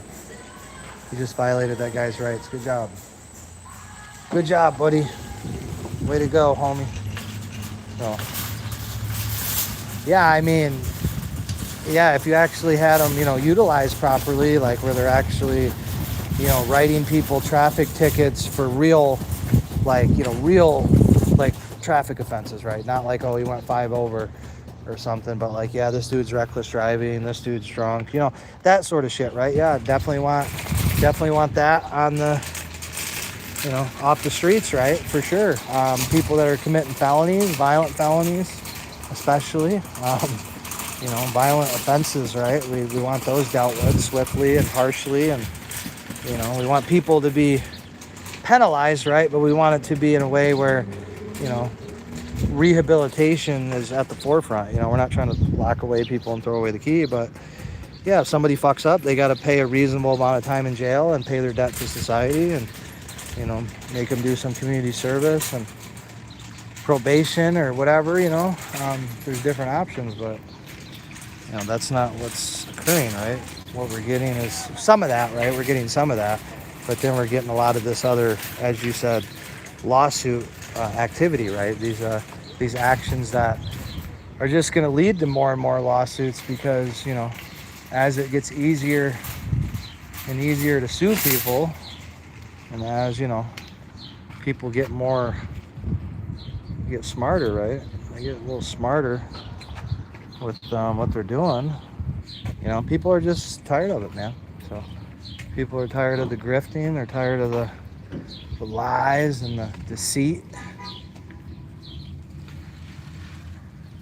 And that's got the powers that be rather worried, right? Which, of course, they should be worried, right? You lose your grift, you lose your, you know, your seemingly fucking bottomless pit of money from the taxpayer, right? You get forced to get off the taxpayer tit, right? You get forced to have to, you know, actually be useful to society instead of just being, you know, again, a grifter. But grifting pays, guys. You didn't know? Grifting is highly profitable.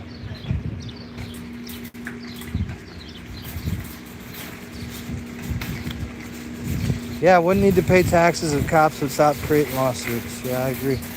But that's what they do best, though. Cops do. That's the best thing they do is create lawsuits, right? And then, of course, you know, people will say, well, if the cops aren't aggressive, then, you know, they're not going to get no crime. And it's like, yeah, you know, but they don't really get crime anyways, right?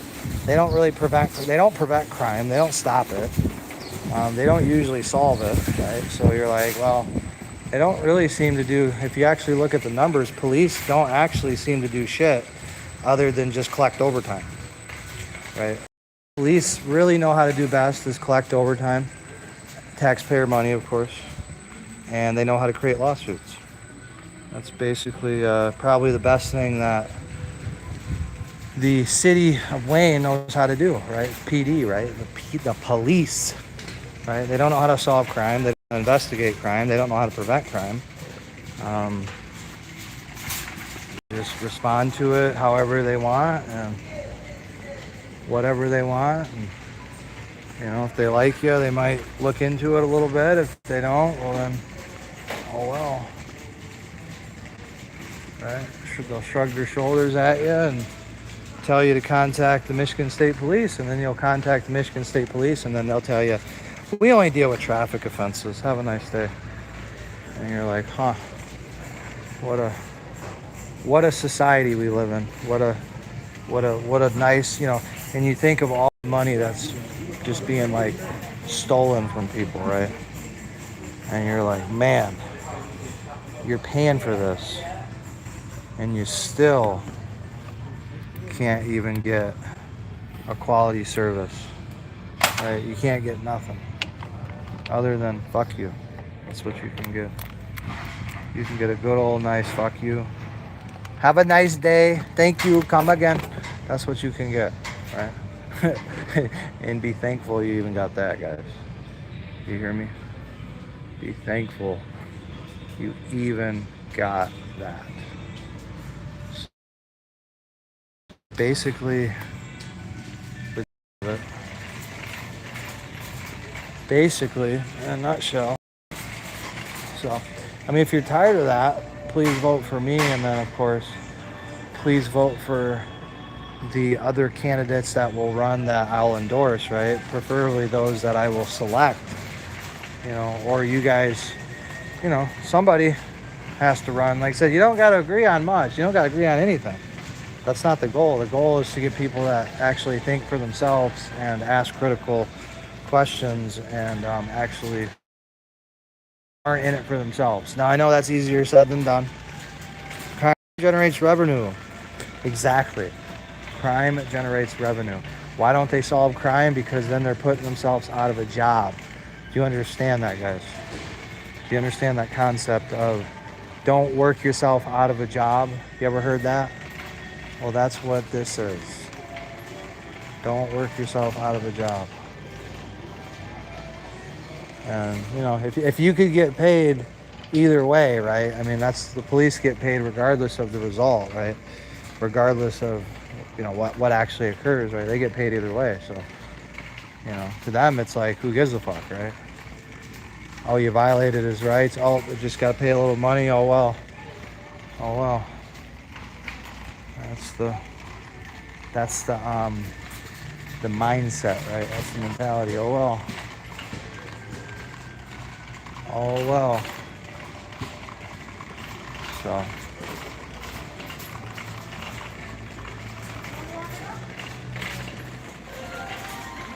oh well. Sorry about your luck. Thank you. Come again. Thank you. Come again.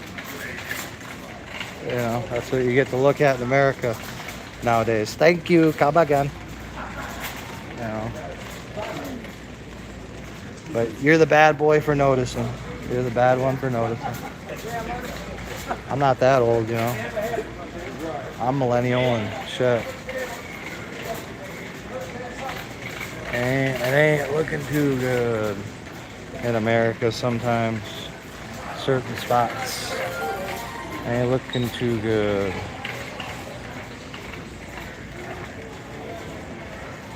But thank you, come again. Thank you, come again.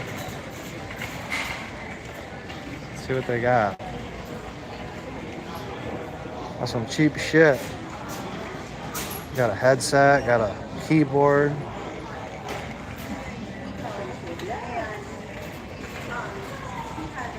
Looking for some baby formula, guy. Cops get 6 months of training, and to be a barber, it takes 2 years. Exactly. 100%. I don't even think it takes 6 months, really. You know, that shit's like going to boot camp, bro. Barely. It's not even as intense as boot camp. right? But yeah, it's a wannabe boot camp for a couple months, and you know, boom, now you know the law. Now you are the law, baby. You're like, holy hell, what an Orwellian nightmare. Orwellian nightmare, right? Kafka-esque nightmare. And yeah, you just like, wow. It's like, you know, it's like you order some food, right, at the drive-thru, and then they hand you a shit sandwich, and then they close the window and smile at you, you know, real nice, and you're just like, oh my God, what a nightmare. You're like, what a fucking nightmare this is. But hey, you know, that's what happens. That's what happens when you're, I don't know what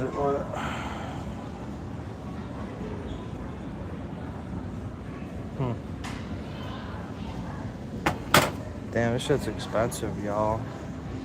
Shit's expensive. Let's see here, which one do we want?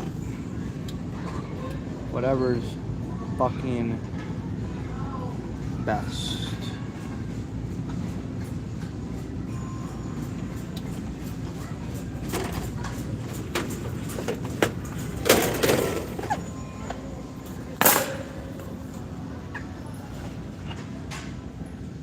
Excuse me.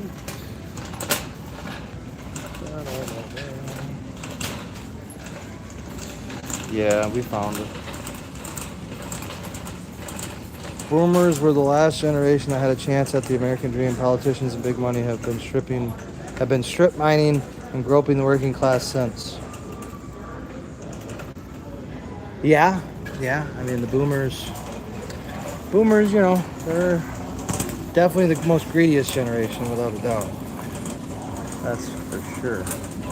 But no, I mean, everyone's still got a chance at it, right? But it's like, it's kind of like what's the word? It's a misnomer, right? Because it's like, yeah, technically you have a chance, right? You could buy the scratch off that retires your family, right? But is it gonna happen? Probably not. Yeah, the odds are becoming worse and worse, for sure. Yeah, everything's just kind of rigged, right? You go down the cereal aisle, and it's all from two companies, right? It's kind of like everything in this society now, right? Basically, one or two brands controls it all. One or two brands controls it all.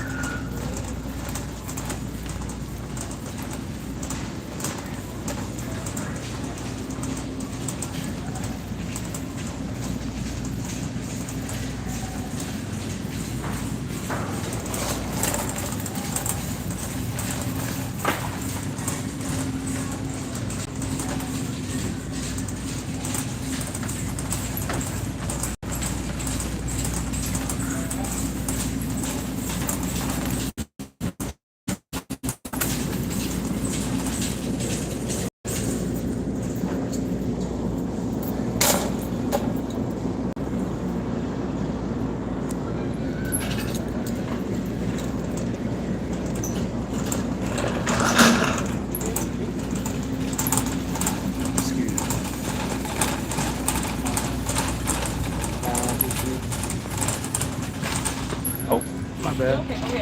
Sorry about that. Yeah.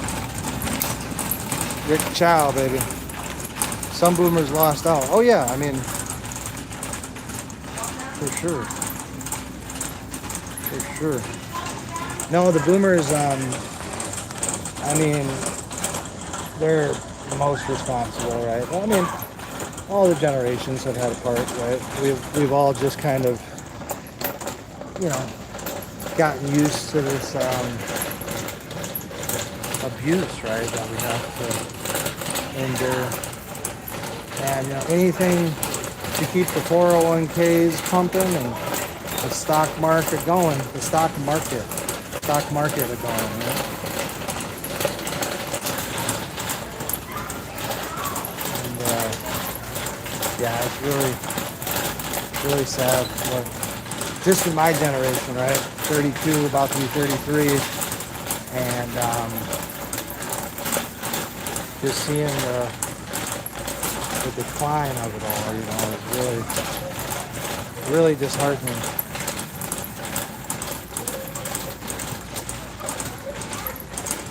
Really disheartening.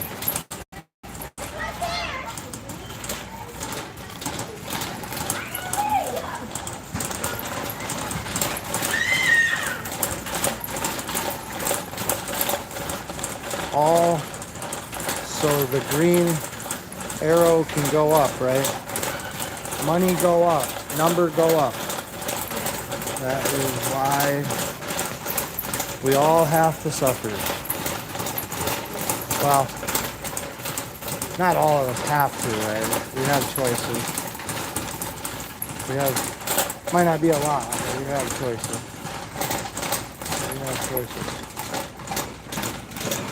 Not going to say that they're the best choices, or there's an abundance of choices, right? But we have choices.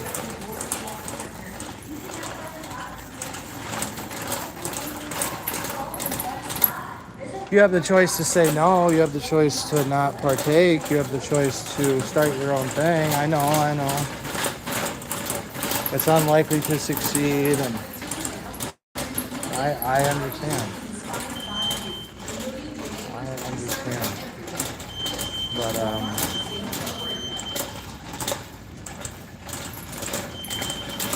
what's the alternative, guys? You know, just not try. Not even try to fight back. I mean, of course, fight back strategically within the confines of the law. Of course, right? Always follow laws as long as they are, you know, lawful orders, right? Lawful. Just because a law is a law doesn't mean it's constitutional. Doesn't mean it's something that people are gonna agree on, you know. So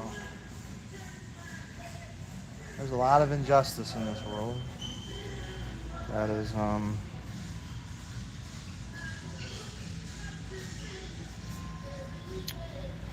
lot of injustice that is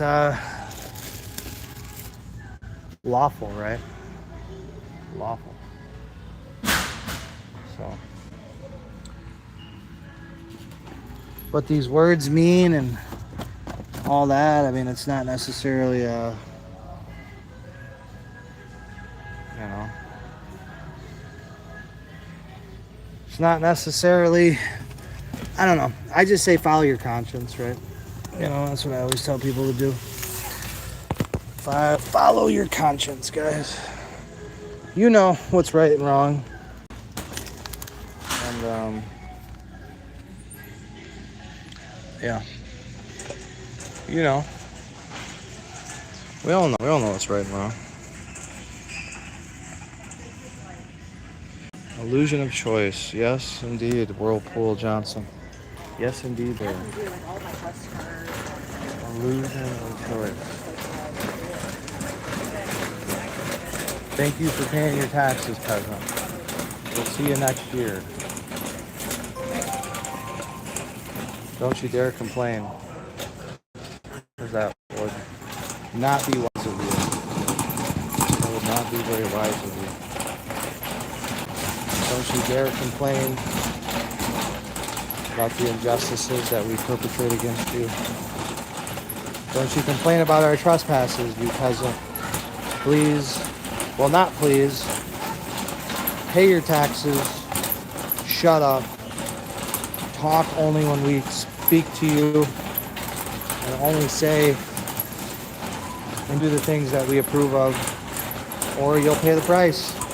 You'll pay the price like Anthony Miller is paying the price. Anthony Miller is paying the price right now, guys. Oh, I'm sorry. I mean to get in your way there? Pop ahead. But yeah, you know, you can pay the price like Anthony Miller. Anthony Miller was the mayor pro tem of Wayne. And look how he's been treated by the city of Wayne. All just for having a conscience. All just for saying what is right.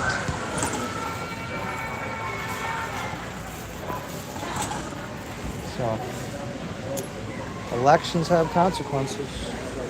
That's all I can say.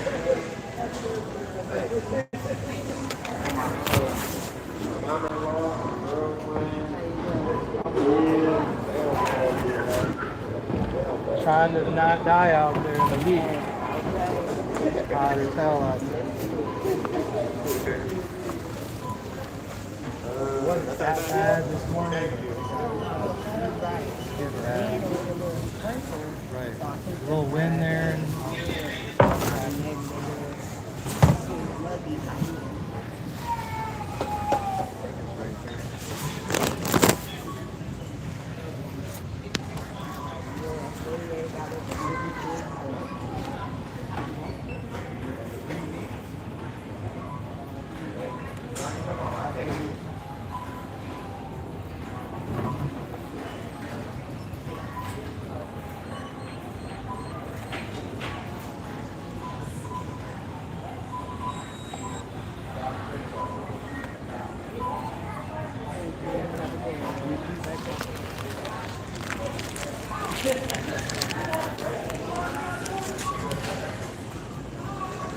But shopping at Walmart. Shopping at Walmart.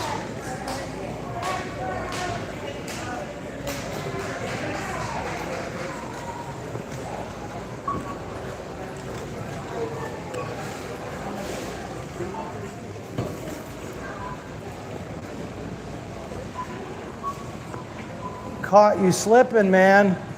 I caught you slipping. I'm getting out with all the loot.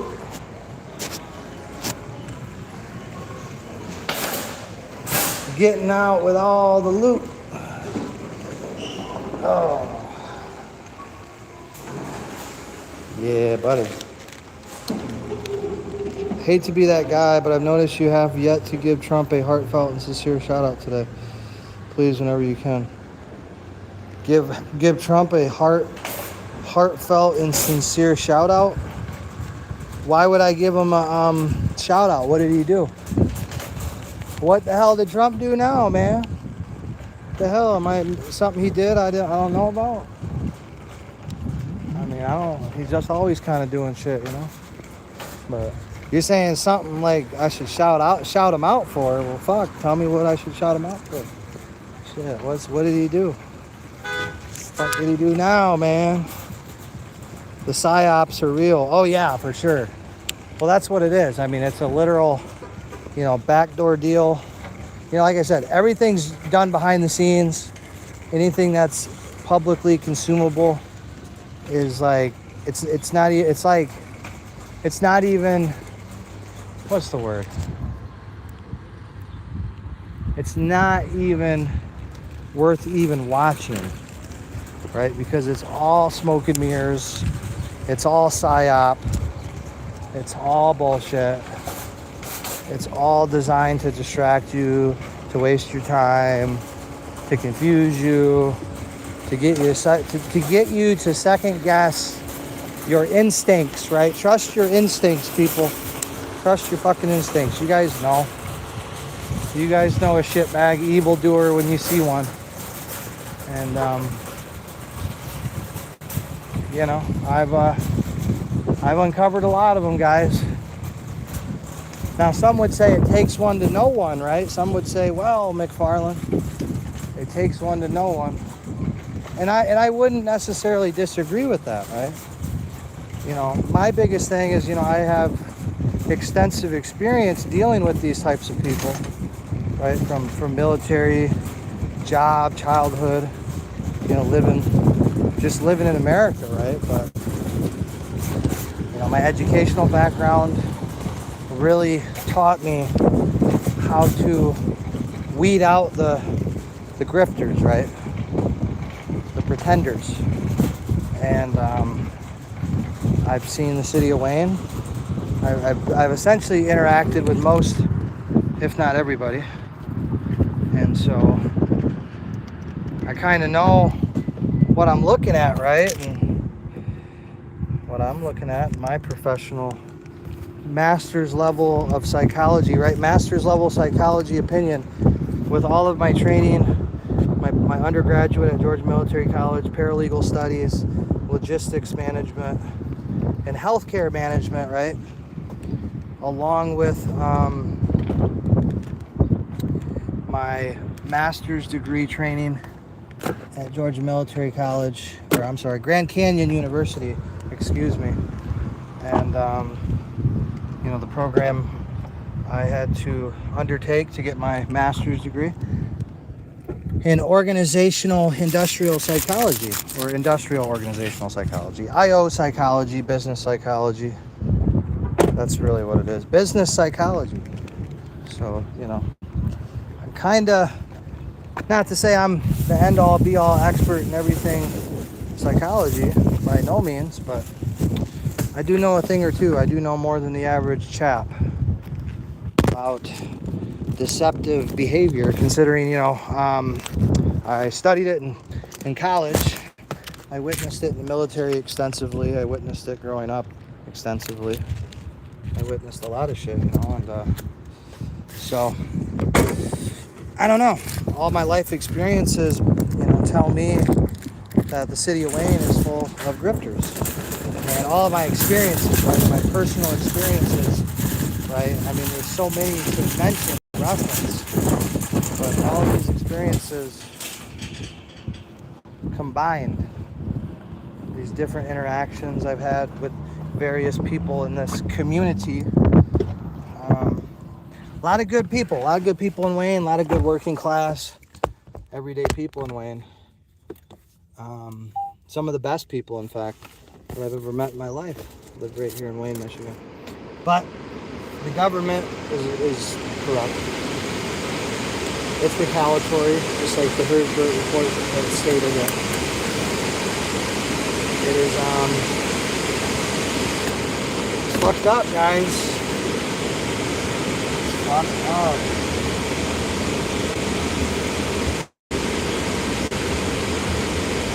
So what can you do?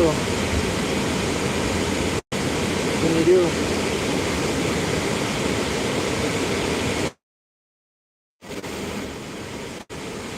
Sorry about that, my Negroes. I'm to do something. Hold on a second again, my bad. Hold on.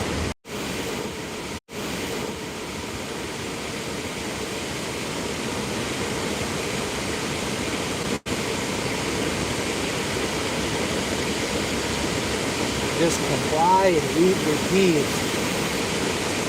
Yeah?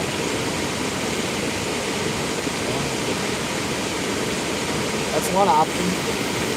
Just one option.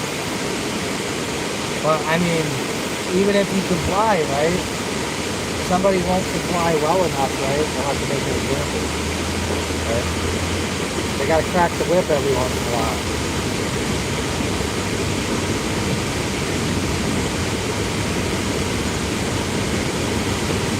They cracked the whip on Abe Hughes, ran him out of town.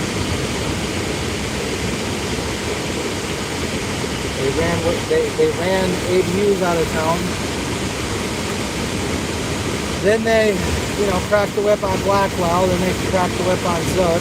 Right? Well, no. Then they cracked the whip on Anthony Miller. Then they cracked the whip on Zook, John Zook Jr. Then they cracked the whip on me. But when they cracked the whip on me, I stood up.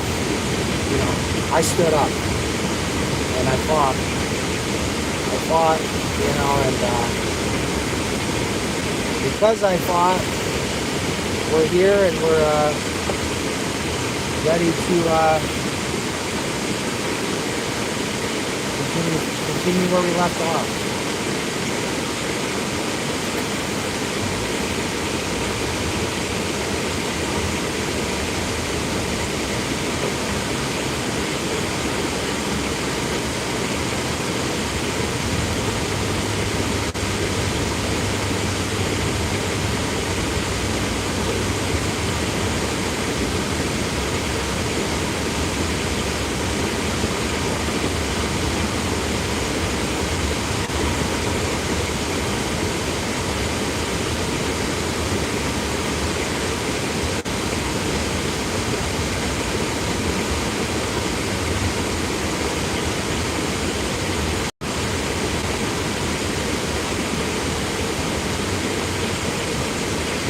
Yeah.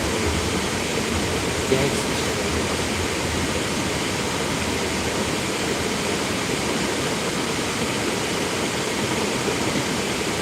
Real gangsta shit, guys.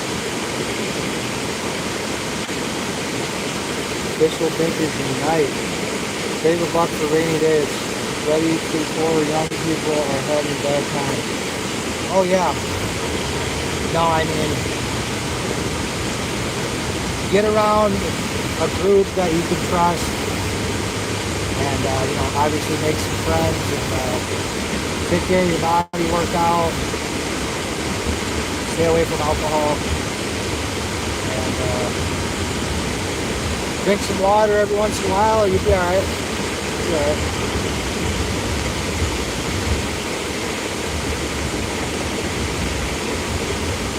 Be safe, y'all.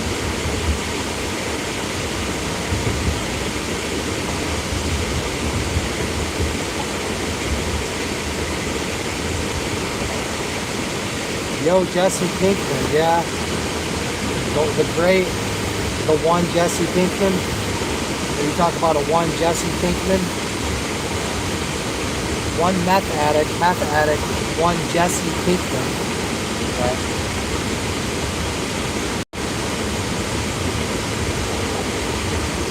Yeah, I would take Jesse Pinkman over anything we got laying now. Shit, I'd like Jesse Pinkman to be my counselor.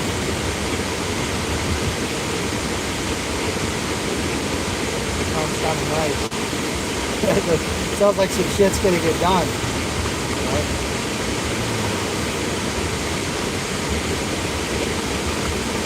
Sounds like some shit will get done.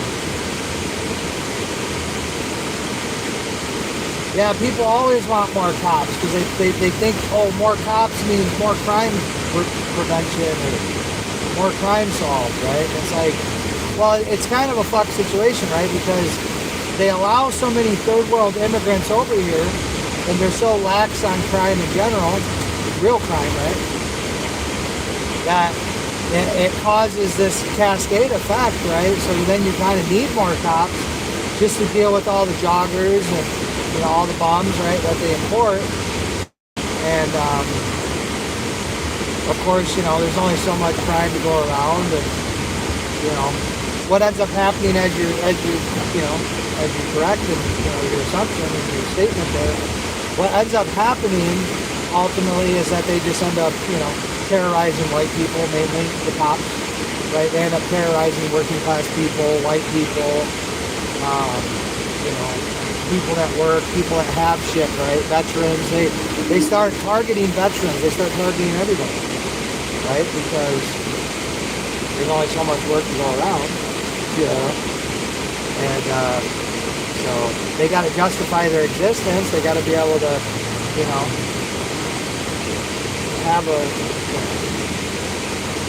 have a reason to exist, right?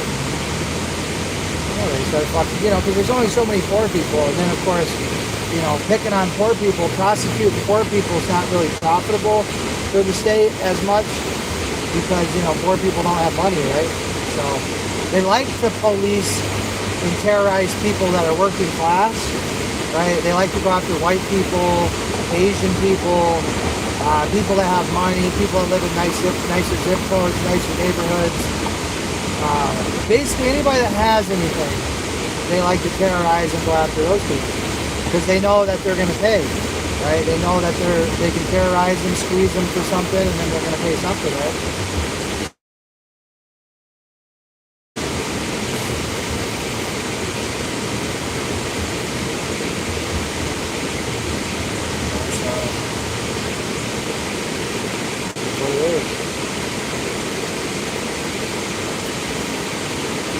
Just the money. Yeah, I mean, I'm not even taking a salary, dude. I'm doing this shit for free, guys. You understand? I'm doing this completely and totally for free. Right?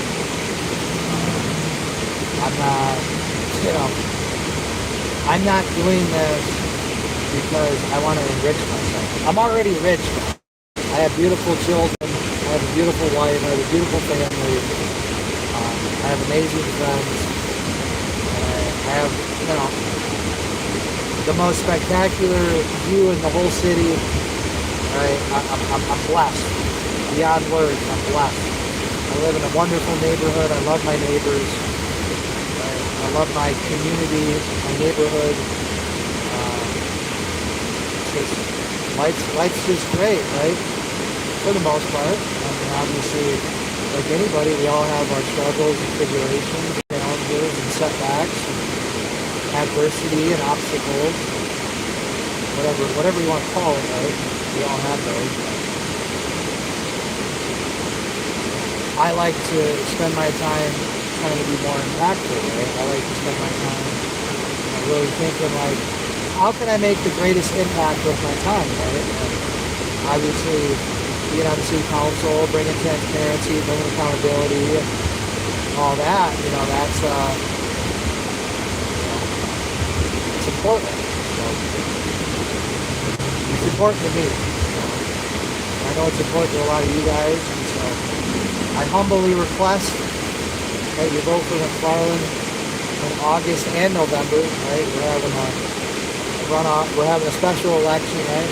Primary and general election.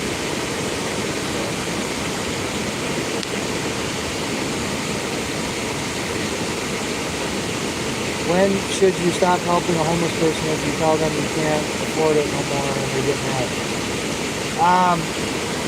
Don't help them, right? I know it sounds cruel, but I mean, if you're at that point,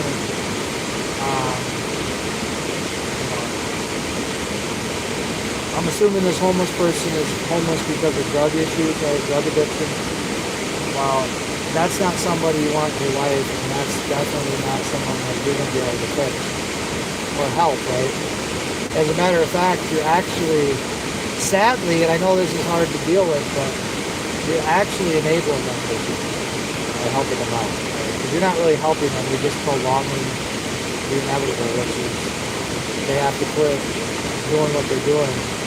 And they're addicted to it, obviously, and they don't want to stop doing what they're doing, right? And this is the same for governments, the same for drug addiction, right? Because these people are drug addicts too. Their drug is power. Their drug is control. Their drug is obedience, right? That's their drug. Right? That's the government drug. Right? That's the tyrant drug. Right? There might be other things, alcohol, cocaine, meth, right? Weed, right? Pills, right? Whatever people are into, right? But yeah, it absolutely, positively is their drug of choice, right? Their drug of choice. Now, they might have more than one drug of choice, but on the list is power, corruption, control. And these people hate the word no.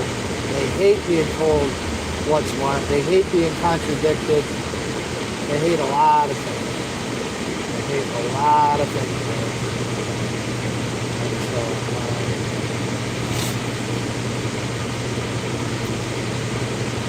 I don't know. I wouldn't invite homeless people around you. I wouldn't invite homeless people into your house. I would, of course, beg the obvious question, which is, why are they homeless to begin with? And usually, it'll be probably most of the time, some form or another, it was their fault, right? They fucked off. They didn't do what they should have done. So now they're in the situation. You reap what you sow, generally speaking. Now, there are people that experience true tragedies, and but regardless, most likely the person played a significant role, and so that's not your job to fix, right? You're not fixing them, right? You're just allowing them to continue to destroy their life and kind of get like a break from it. You're kind of like, you're giving them enough luxury and enough substance or sustenance, right? You're sustaining them, right? So, not necessarily the best choice. I live in an area overrun by homeless addicted. I deal with trespassers constantly. They get more help and support from local police than we do. We had our shit stolen too. Yeah, I mean, right? It's hard to solve crime, right? It's inconvenient, it's time consuming, it's costly.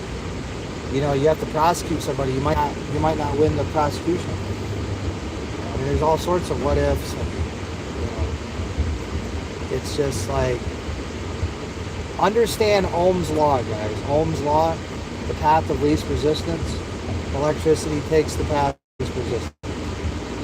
Look at everything from the lens of Ohm's law, and then it all makes sense. The police, human beings in general, right? The police aren't special in this regard. They're worse on average because, you know, the police departments hire a special personality and a special kind of genotype, if you will. You're looking for certain characteristics and behavioral patterns that you know, they're going to submit and do what they're told and take orders. And, you know, they're smart enough to run the machines and do the paperwork, but they're dumb enough to do it mindlessly, without question, without thought, right? So it's kind of like they're looking for this unicorn, and they find them, right? They find the best they can. Really psychopaths, sociopaths, a lot of them are narcissistic, wife beaters, and alcoholic, and, you know, there's just domestic violencers in general, right? A lot of these police officers are. They're really some of the worst people on earth, right? They really are. They are some of the worst people, some of the worst personality disorders, some of the most vindictive, malicious, retaliatory, little people. Police officers. Not all, right? Not all, but it doesn't need to be all, right?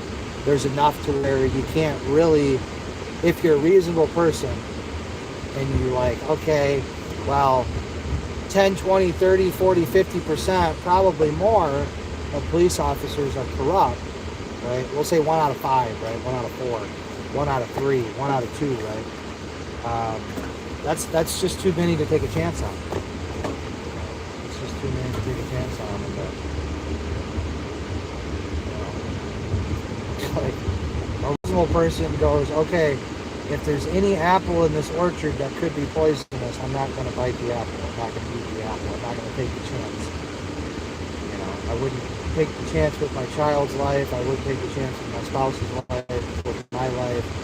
Like, why would I expect someone else to, you know, again, the government, the police are some of the worst people you could ever imagine. Insufferable people. People that are really, truly morally bankrupt. They're not consistent in their beliefs. They're not consistent in their application of the law, in their interpretation of the law.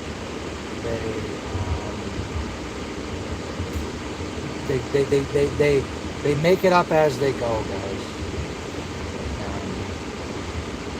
My case hasn't demonstrated that to the world, that yes, everything that Mark Blackwell case revealed to us is true, and then so much more. So much more, guys. Blackwell was just the tip of the iceberg, and I'm below the surface, right? I'm starting to get into. Blackwell was all the shit you could see above the water, and my case is all the shit you could see below the water, right? So, glad to help. Welcome to the team, Mark. Glad to have your support. Glad to have your influence and inspiration and your strength, right? I mean, because, you know, I'll talk shit, call you Cuckwell, you know, you'll call me McFaglin, whatever, you know. It's all fine and dandy, but, you know, we're on the same team, man, and we got the same common enemy to defeat, which is, you already know what that is. A lot of bums in Wayne. A lot of bum-ass cops, right? A lot of bum-ass firemen, and redundant, unnecessary people, the people that don't serve any purpose to the public good other than to steal from the taxpayers who fund it, right? So, yeah, it's it is truly revealing stuff. It is revealing stuff. That is for sure. But, Like if the police have so much time to monitor this channel, just think of this, taxpayers. If the police have so much time on their hands where they can monitor what I'm doing, I mean, someone who, like, I've never been convicted of a felony, right? I've, like, pull my criminal background and show me all the bad things I've done. You might find one thing. You might find one thing from 2022. Or 2020, I think it was. You might find one thing. Yeah, I had to slap the shit out of somebody, alright? My uncle, right? My abusive, very physically abusive uncle. The arson, right?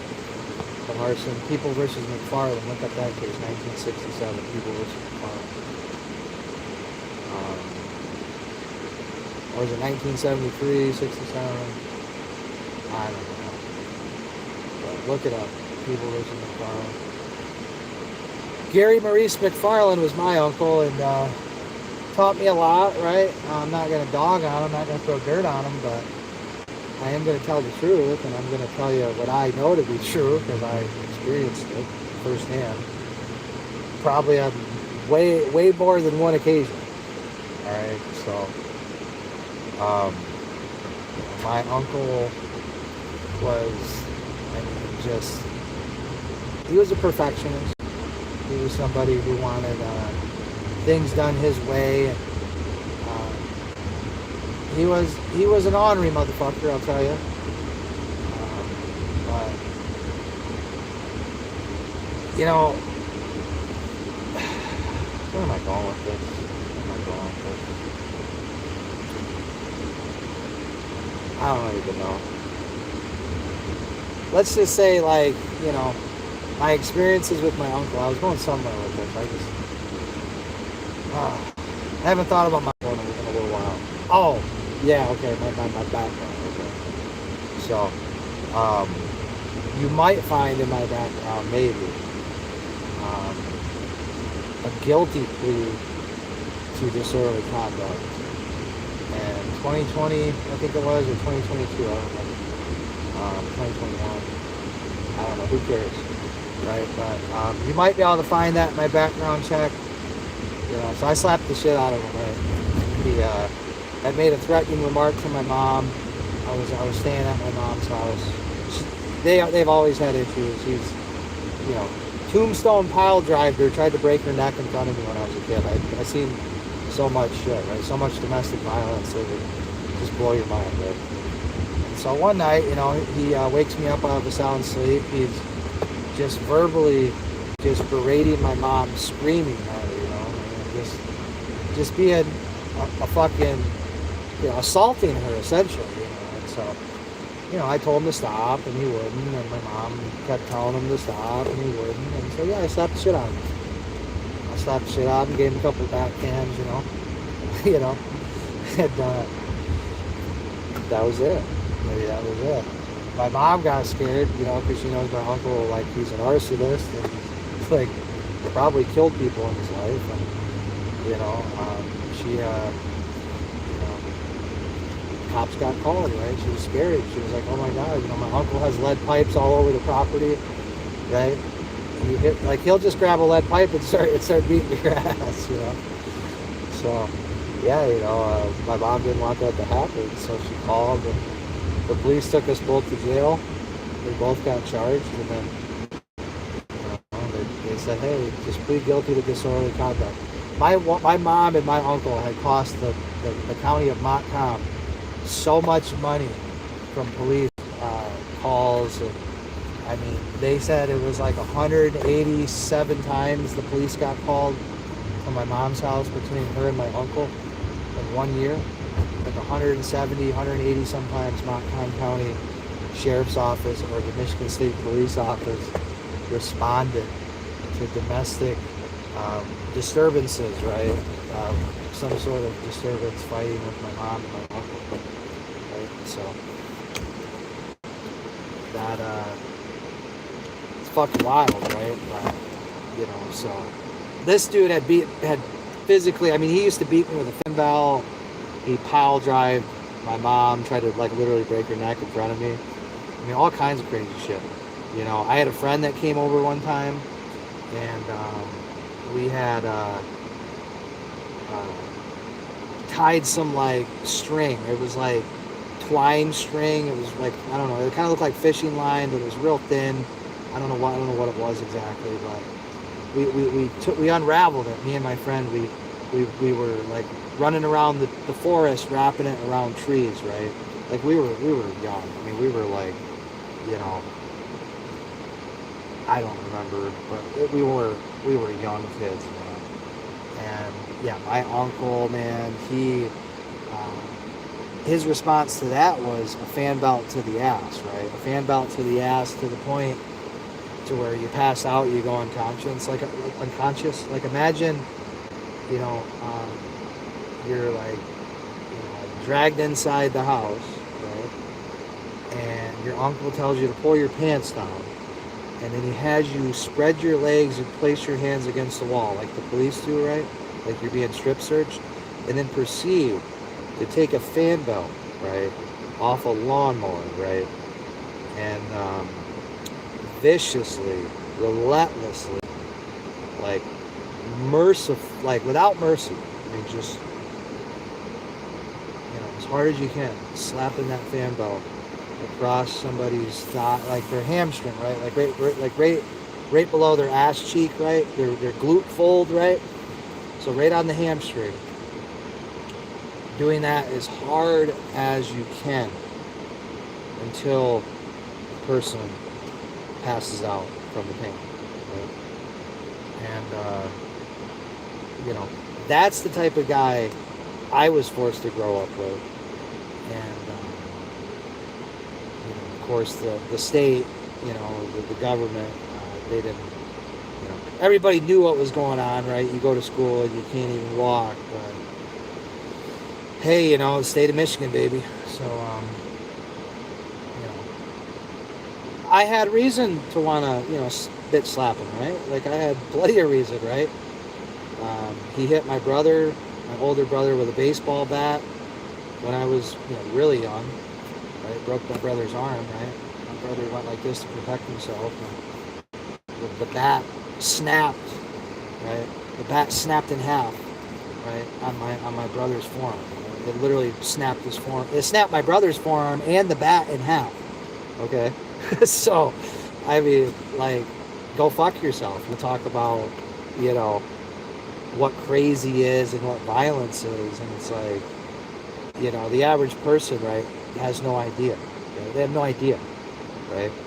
And so, you know, I, of course, like, that kind of like, it boiled up to that, right? I mean, that was decades in the making, right? I mean, these are just two of dozens and dozens examples, right? I mean, just, I could go on and on for a fucking year, dude, about it. But the bottom line is yeah, I slapped the shit out of him. I admitted it. I never once said I didn't. I never once said I didn't. I never once tried to plead no contest or not guilty. I said, yeah, I slapped the fucking shit out of this guy. You guys know who Gary McFarland is. You guys have dealt with him extensively, you know, and I had to put him in his place, you know, and he deserved it, man. He genuinely did. And he'll tell you he did. He was out alive, you know. He got his licks in on me. He fucking was, you know, like, he tried to headbutt me, man. I mean, fuck. He didn't try. He did. You know, he fucking headbutted me, man. He comes up on me and, you know, slams his head into me and shit. I said, you motherfucker. So, yeah, I slapped the shit out of him a few times. Gave him a few bitch slaps, you know. You know, left him a few, I put a few welts on his head and shit, you know. Gave a few sores, right?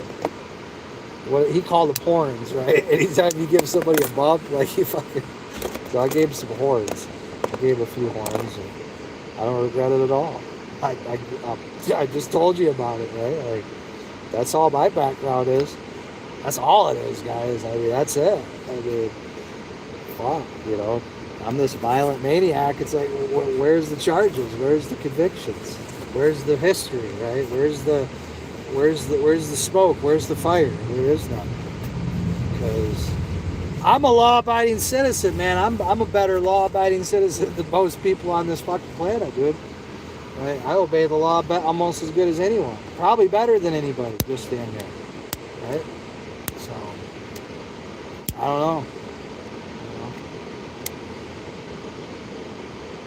I was homeless and never terrorized or robbed neighborhood. Right. Well, are you white? Were you raised by a father or some sort of male authority figure at some point in your life? At any point in your life? Did you have like a coach or fucking older brother, uncle, somebody to tell you, hey, quit being a dumbass? Like, did you ever have that? You probably did. That's probably why.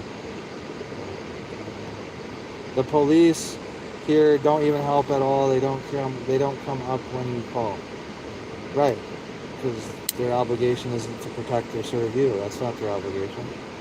They're under no obligation to protect you. The Supreme Court said so as much. You're obligated to protect yourself. First and foremost, you are responsible for protecting yourself and your family. So. But when someone defends themselves, they're the ones who get in trouble. Right, because, don't let a good case go to waste. Exactly. Import all third world terrorists into America, and then when they lash out or, get violent or physically attack you, if you defend yourself, we got a special place for you. We got a dungeon for you, right? Yeah, because you can't let a good case go to waste, guys. Right? That's how the justice system works. Right? You got to pursue all cases relentlessly, and if there's some controversy or some clickbait or something that will sell or something that will draw eyes, well, you certainly can't let that go to waste, right? Why not? I mean, it's much easier for the police and the government to punish law-abiding citizens, right? People that like reasonably try to follow the law, try to be informed of the law, try to keep up with all the changes, right? Like people that are law-abiding people, right? It's a lot easier to prosecute those people because the prosecution, the police, the government, they all know that those people have something to lose, and those people are gonna pay out. Those people are, if they get a bill that says pay this or else, they're gonna pay it, right? And they know it, and they know that those people are law-abiding, so they're not gonna go commit an act of violence in response, right? They're gonna take it, right? Versus, well, if you prosecute, an illegal Muslim terrorist, a Somali terrorist, or some third world jogger from the Congo, right, from Haiti, right? Well, those people are unpredictable. They're violent. They have lower impulse control. They probably have a lot less money, right? So, what's the old saying? You can't get blood out of a turnip, or what is the saying? I don't know, but basically, you can't get something out of nothing, right? If there's nothing, if the person who commits a crime against a person who has something, right? Like just think of it like this, right? This person has no pot to piss in, right? They don't have nothing to their name, right? This person stabs this person, right? This person's Carmelo Anthony, right? He stabs this guy in the chest. This guy has a job, has a family, has a fucking career, pays taxes, does the right thing, participates in society, whatever, right? So this person, right here, decides to stab this person, or attempts to stab him, right? Doesn't stab him in the heart like Carmelo did to Austin Metcalf, right? He just, lunges a knife at him, right? This guy has a gun on him that he legally owns, carries lawfully, shoots this guy in response to him trying to stab him, right? Or this guy just comes and bum rushes and attacks him, right? Let's say there is no knife involved. Let's just say he comes up, bum rushes and attacks him, right? This guy responds, shoots the guy, neutralizes the threat, and, well, yeah. Well, this guy's dead. You can't get nothing out of him. He's fucking dead. His family are all welfare bums too, most likely. So, you're not going to get none out of him, right? So now it's either drop the case and be done with it, right? Or you prosecute the guy who defended himself, right? Because he's got a job, he's got money for a CPL, so that means he follows the law, that means he pays tax, So, like, why would you let this tragedy go to waste, right? Why would you let it go to waste when you can prosecute this guy, get money out of him, and pay for the courts and the court cost and the lawyer fees, and get him to plea and get him on probation, community service, paper, right? I mean, it's all money. It's all money, guys, at the end of the day. So that's it. That's ultimately what it is, right? Like, if we can even plausibly allege that this guy did something wrong, right? Which nobody's perfect. I mean, spur of the moment, motherfucker jumps at you, starts chasing you with a knife, or just starts choking you, attacking you, punching you in the head, trying to kill you. Yeah, you respond with appropriate force, you kill him, and like throughout that entire encounter, it's probably likely, it's probably possible that, maybe the guy didn't lawfully have the gun, right? Maybe he just lives in a shitty neighborhood and needs the gun, but maybe he never got it registered. There's so many what ifs, right? So the state will take advantage of that.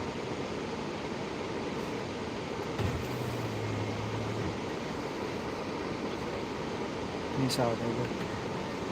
So, don't let a good case go to waste, guys. Don't let a good tragedy go to waste. Why? Why would you? Why would you, guys? What's the financial incentive to do that? Right? I mean, having a police respond and, let's say like you respond to a murder scene, right? I mean, or someone, the guy stabs this guy, he starts bleeding out, he responds with shooting him, and then now his brain matter's all over the fucking ground and pavement. Well, the state's got to clean that up. They got to pay for cops to investigate it, paramedic. I mean, the whole litany list, right? So now the state has incurred a cost, right, for this incident, and you think they're just going to let it go? You think that they're just going to be like, okay, well, this guy clearly was defending himself, and this guy clearly was the aggressor, and this guy was the victim, right? But no, like, it's all narration, guys. Like, once you understand that none of these things are really about facts of the case, and they're really just about how they can narrate it, or how they can sell it, how they can spin it, right? Jared Gombrowski, the guy that murdered John Zook Jr., isn't that right? How can you spin it, right? Yeah, how can you spin it? I don't know, how can you? How can you spin it, guys? That's the question. Well, they try to spin it like a DJ. Spin that shit, right? And you can't let a good case go to waste. Because we're all guilty of something, right? That's their predicate, right? We're all guilty of something. Because nobody can possibly follow every single law 100% of the time, by the books, accurate, without discrepancy, perfection, right? Like there's so many laws that are on the books that are no longer enforced. There's all kinds of fucking laws, right? Codes, ordinances, statutes, amendments, right? I mean, there's multiple constitutions and all this crazy shit, right? Millions of cases, right, throughout history, and case law, precedent, and fucking, this decision, that decision, there's no possible way that any person, right, on earth can follow every single fucking law every single fucking time to a T, right? And as a matter of fact, most people are guilty of committing a crime, multiple crimes every day. They don't even realize it, right? They're probably guilty of ordinance violations, small level crimes, but those are 90 days in jail. That's a long fucking time to be sent in jail, dude.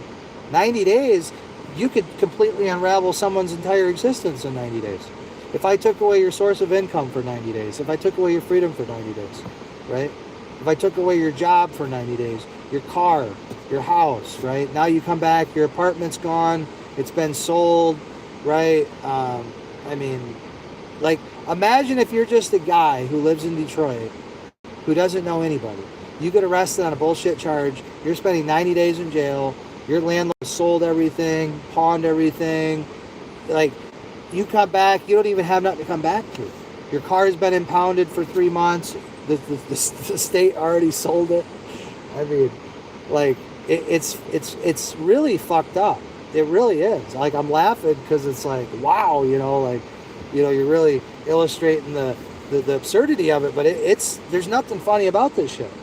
right? The police on a daily basis ruin the lives of everyday working class people every single day. And it's becoming the fire department and the Wayne Fire Department's, you know, ultimately the agency that's first responsible for this, you know, fuckery that they caused, right? All these lawsuits that they caused, right? They're ultimately the ones responsible, right? But then of course the police jumped right in, and city council jumped in, and the city manager jumped in, and city attorney jumped in, and, you know, they both jumped in, and Chief Carter, and, you know, Ryan Strong, and everybody's jumped in. Everyone's gotten their little lick in on McFarland at some point, right? Judge Brita O'Leary, the court reporter, right, for the 29th District Court. There's so many. There's so many people that are culpable, right, in this situation from May 9th, 2025, right, to today, really. It's still ongoing, right? You know, we're being thrown out of city council meetings, right, silenced out of the room, right? You get interrupted right in the middle of a speech. Right? You're halfway through a speech, you're getting interrupted. Right? Everything's being rushed through. Right? No discussion. You know, we know more than you do, peasants. How dare you question us? You know? Yeah. I think they have mental issues and they don't want constructive criticism. Well, yes, they don't want constructive criticism because because constructive criticism leads to people questioning and people demanding answers, and then if they don't get the answers, if they get an answer that's, you know, confirms what they know to be true, which is, you know, there's grift going on and fraud and corruption and abuse and deceit and delusion and backdoor deals and half truths being spoken, right, at best half truths by Diane Webb and city councilmen and department heads, Bob Watson, and all these bums, right? All these fucking bums, all these parasitic bums, because that's what the fuck they are, parasitic bums, right? People that have absolutely serve no purpose to the public good whatsoever in Wayne, Michigan. Not a single thing, other than to create bullshit regulations and policies and procedures and protocols and practices and customs and, you know, codes and, right, all sorts of bullshit, non-law, non-enforceable bullshit. Yeah, they'll gladly, as long as they get paid, right, they'll gladly partake in it, right? Because that's all it boils down to, is them getting paid money, right? Once you all you gotta do is follow the money, guys. That's all you gotta do is follow the money. And me not taking a salary, well, I'm you know, I just put in an application to be on 12 different boards and commissions, right? 12. Right, every single board and commission in Wayne, I just put in an application for that, right? So, for free, no money, right? I'll do it for free. I'll fix Wayne for free. Don't need money. Money's not, you know, I have everything I need, guys. I'm good, right? I'm good. I have everything the fuck I need. And I know, you know, that's like a foreign concept to these people because it's more and more and more and more and more. I know. Yeah, constructive criticism is ultimately going to lead to people being fired, or that their budget gets cut, or, you know, there's more scrutiny on their actions, and they have to be, you know, I mean, if you're grifting, guys, if you're bullshitting, if you're lying and deceiving and deluding, right, and you know, you're operating in this coursework of bad faith, well, of course you don't want constructive criticism. I mean, and yeah, they probably are mentally ill, and that's why they have to project, you know, and say, oh, no, he's mentally ill. He's the mental ill one. Yeah, I'm the mental ill one because I want to give people what they want. You know, people that actually, like, work and live in the city of Wayne don't want what you're doing, like, clearly, right? Do you see any support for you guys, for any of you in this audience? No. You don't see a single supporter from any of you in the audience. And, yeah, nobody's happy with your performance, right? And so, you know, again, I know you like to shift the blame in this council manager system, city council, right? I'm talking to all you cucks, right? I'm talking to all you cucks, so listen up. I know you like to shift the blame, but, you know, and shift it onto Diane Webb and say, oh, well, you know, we don't run the city, Diane Webb. You guys hired her. You guys are responsible for the dipshit, right? The dipshit that you hired, and her dipshit decisions, and her dipshit grifts, and her dipshit lies, and her make-believe fairy tales and narratives that she tries to tell the people, and you know, oh, trust Bob Watson because you know he's so smart and we trust him, and it's like, well, that doesn't answer the questions at all, right? That's like a deflection, right? That's a deflection from the question, from the answer to the question. That's what we're looking for. We're looking for very specific answers, not open-ended answers, not answers that really are just designed to distract and confuse and annoy and piss you off and get you to tune out. So you just stop caring. Right? That's what they want. These Karens want you to stop caring, right? So you'll shut the fuck up and you'll let their grift proceed, right? Let their grift proceed in real time. And, shut the fuck up, peasant, pay your taxes. And while you're down there, shine my boot and tie my shoe, right? While you're down there, right? That's how they think of you guys.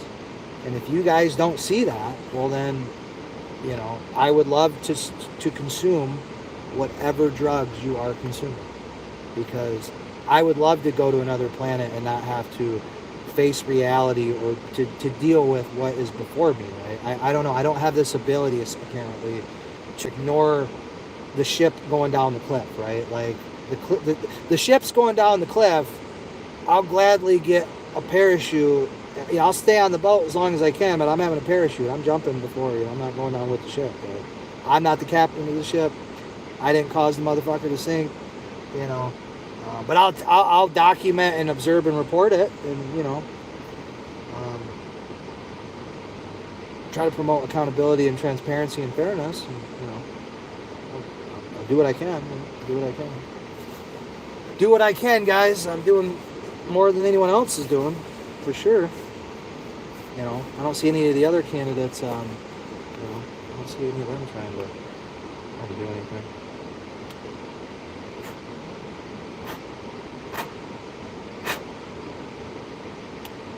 I see a lot of grift going on.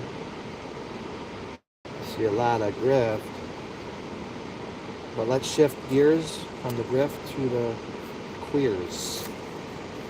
Because I got Meniere's and my ears kind of ringing, kind of fucking with me a little bit. So I'm probably I gotta take my kid and shit, go do shit. I think I have mental issues. I just think he is reaping what he sows. They're all reaping what they sow.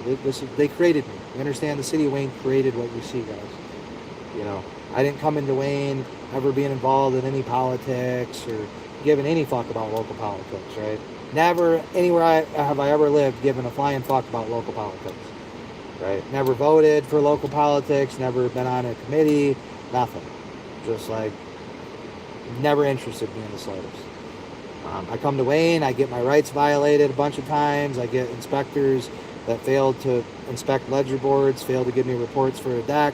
My deck almost collapses. It would have collapsed had I not, went behind the inspector that forced me to pay for an inspection but gave me no report and didn't, look at obvious things, right? Missed it, just mistakenly missed it.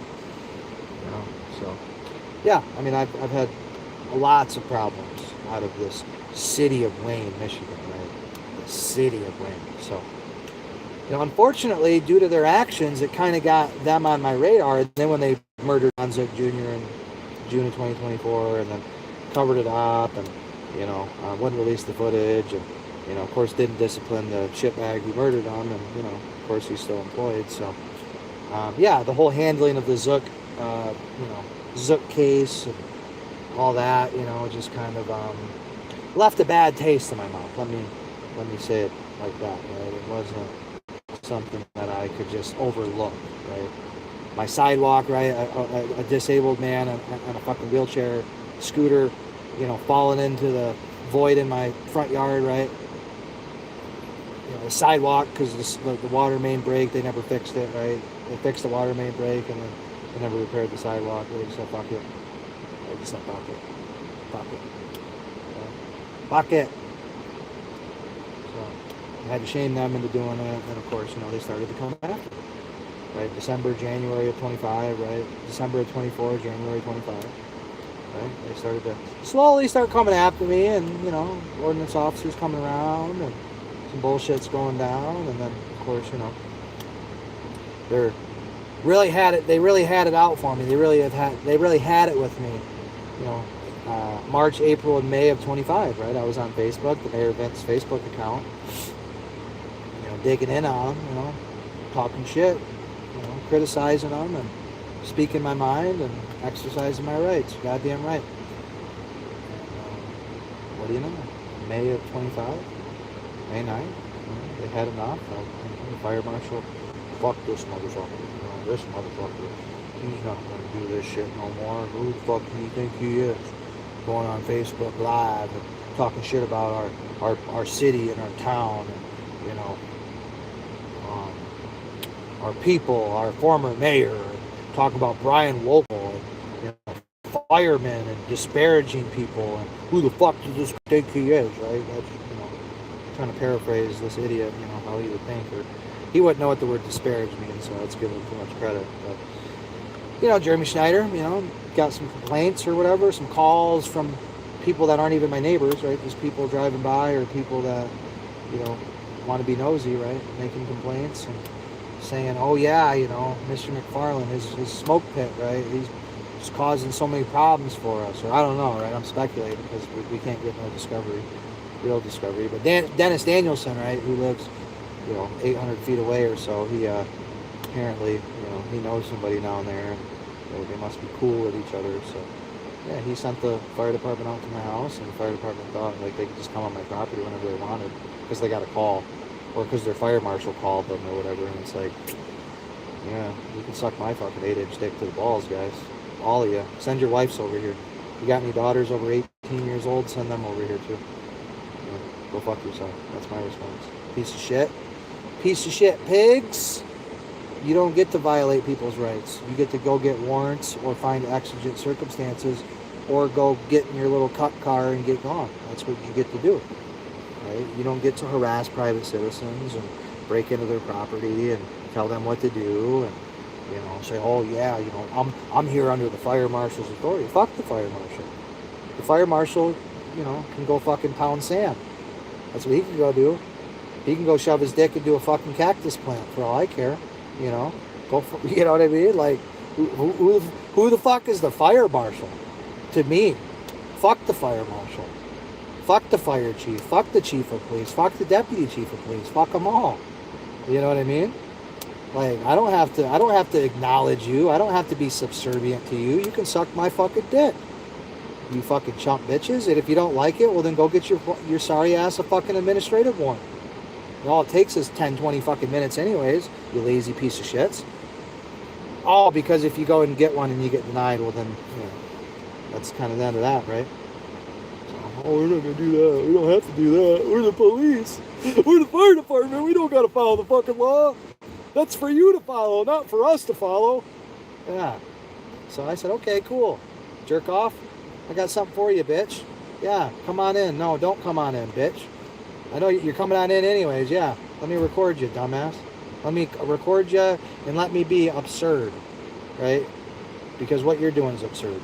So I'm gonna match your energy, your little dick energy. I'm gonna match it. Can't really match it because I don't got one, but you know, we'll try to go tit for tat, right? You want to break into properties because you saw, you know, some white smoke lazily drifted in the air. Like, oh my God, a guy's having fire on his fucking 3-acre property. Run in and get him, you know, holy shit. Yeah, go fuck yourself. All you coward piece of shits. That's what you are. Coward piece of fucking dog shit. Every single one of you. Without exception. Anyone associated with you, anyone loosely connected, looser than your wife's pussy, right? Because we all know you Trump bitches ain't satisfying nobody. We all know you ain't satisfying a fucking thing. Besides your own fucking ego, punk bitches. So that's what you are. Punk ass bitches. Straight up. Undoubtedly. Undeniably. Punk ass bitches. So, what more can I say? What more can I say? Romans 10:9-10. If you declare with your mouth Jesus is Lord and believe in your heart that God raised him from the dead, you will be saved. For it with your heart that you believe. Amen. Amen to that. Are you Aaron Paul? I wish. I could be. Did he touch you? My uncle. Yeah, he touched me, all right. He touched me in ways that I can't describe. Tractors aren't real. Okay. Great story. You look like Aaron Paul's dumber cousin. That's a compliment. I appreciate that, buddy. Appreciate that a lot. My little sister was killed by a distracted driver. Well, that sucks for her. She should have had better luck. But I know what are you insinuating? I'm not a distracted driver, and I'm a professional driver. I've been driving ticketless for, I don't know, 20 some years. Accident free, baby. Pull my driving history. So, distracted driver. No, you're allowed to like talk through a Bluetooth speaker. Like you're allowed to talk to yourself. You're allowed to document, record yourself, right? No, I mean, you can't be going down the road, right? Like fucking whatever, right? But like I said, that's a loose term, like your wife's pussy, your mom's pussy, right? It's loose. So Darren Paul, there you go. I like it. Sorry to hear about your little sister. I wish you would have had better luck. Is anyone going to watch UFC Sunday night? No, probably not. I mean, maybe. I don't know. Yeah, so bad anyways. Where are you right now? Holy medicine had medicinal terpenes.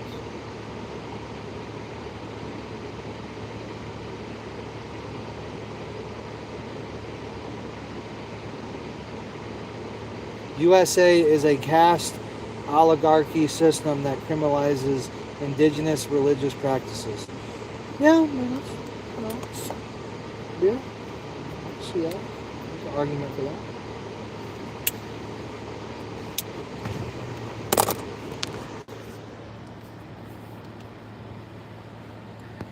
I agree somewhat, but yeah, we gotta go take care of some shit, guys. But I appreciate the comments, the likes.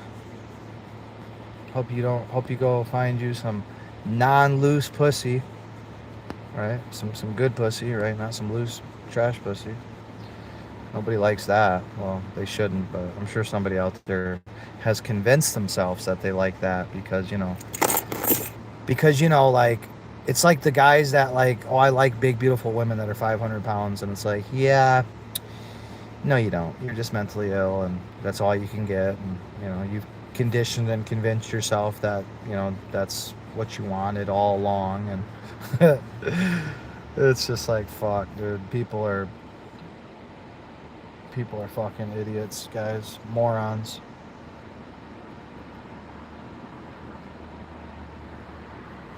Obviously not by audience and anyone who's tuned into this video. Probably not. Right, probably not. Talking to you, but I don't know. I know the feds be watching, right? The wannabe feds, right? The Wayne PD, right? The wannabes, the fake police, yeah. The fake police that maliciously prosecute people, masquerade open burn policies as codified ordinances. Yeah. Charge people with secondary interference crimes without any predicate primary crime. Sounds about right. Sounds about Wayne to me. Sounds about right, unfortunately.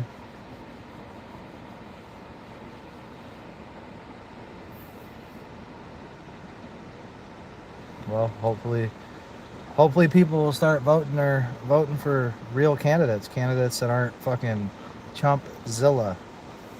Stop voting for Chumpzilla and expecting a coherent, functional society. I mean, that's not how it works, right? I mean, if you want prosperity, you got to be willing to vote for people that just don't give a fuck, right? They don't care about the system. They don't care about bums and their parasitic feelings and their followers' feelings and their parasitic family members' feelings. Like, they just don't care. They like freedom. They like liberty. They like personal responsibility. They like being left alone, right? They like fucking freedom, right? They like common sense. They like low taxes. They like, violent criminals, dealt with, right? I mean, because like I said, again, if we just make it to where the Second Amendment's the law of the land in the city of Wayne, and we allow people the right to defend themselves and their property, and we, you know, just don't put up with nigger bullshit. And if you're caught committing the act of nigger bullshit, then you get swiftly dealt with, right? You commit a violent crime or engage in black activities or any sort of jogger bullshit, right? Well, you get dealt with harshly and swiftly, right? Like, if only the city of Wayne could go after violent criminals like they went after me on May 9th, you know what I mean? If only they could prosecute violent criminals with even a fraction of the tenacity that they maliciously prosecuted me with, right? I mean, this world would be fucking saved, right? But, you know, they don't got time for all that, guys. They don't got time for all that. That is not on the menu, unfortunately, right? Just not on the menu. Not in Wayne, yeah. Now I'm going into the house that I don't occupy. Right? I'm walking into some random person's house. Right? Don't occupy. I must have set up photographs too. See, me and my wife, we set up photographs in the house that we don't occupy or own, right? Isn't that lovely? Isn't that lovely to like be a disabled veteran and like, you know, you buy a house with a VA loan and, you know, you're living in it and then like you get maliciously prosecuted, you're in jail without bond for violating a law that doesn't exist. Yeah, then you're like, get a letter from the tax assessor's office claiming that you don't even own, you're not an owner occupant of your property. Like, so in other words, you don't even live here. And you're just like, man, I don't even live here. I'm like, damn. Yeah, I don't live here either, guys. I just walked in this house, set up a bunch of pictures of me and my family, and I don't live here. You know, that's the conspiracy theory that the city of Wayne has imposed upon the world. So now we have a tax tribunal case coming up July 20th. So keep you posted on the result of that. But yeah, I gotta go, guys. I love you. I love y'all. I'll talk to y'all later. Shout out to Aaron Paul. What the fuck is his name? Who'd you say I look like? Yeah, Aaron Paul. That's cool. Ain't nothing wrong with Aaron Paul. Appreciate the comments, guys. Talk to you later.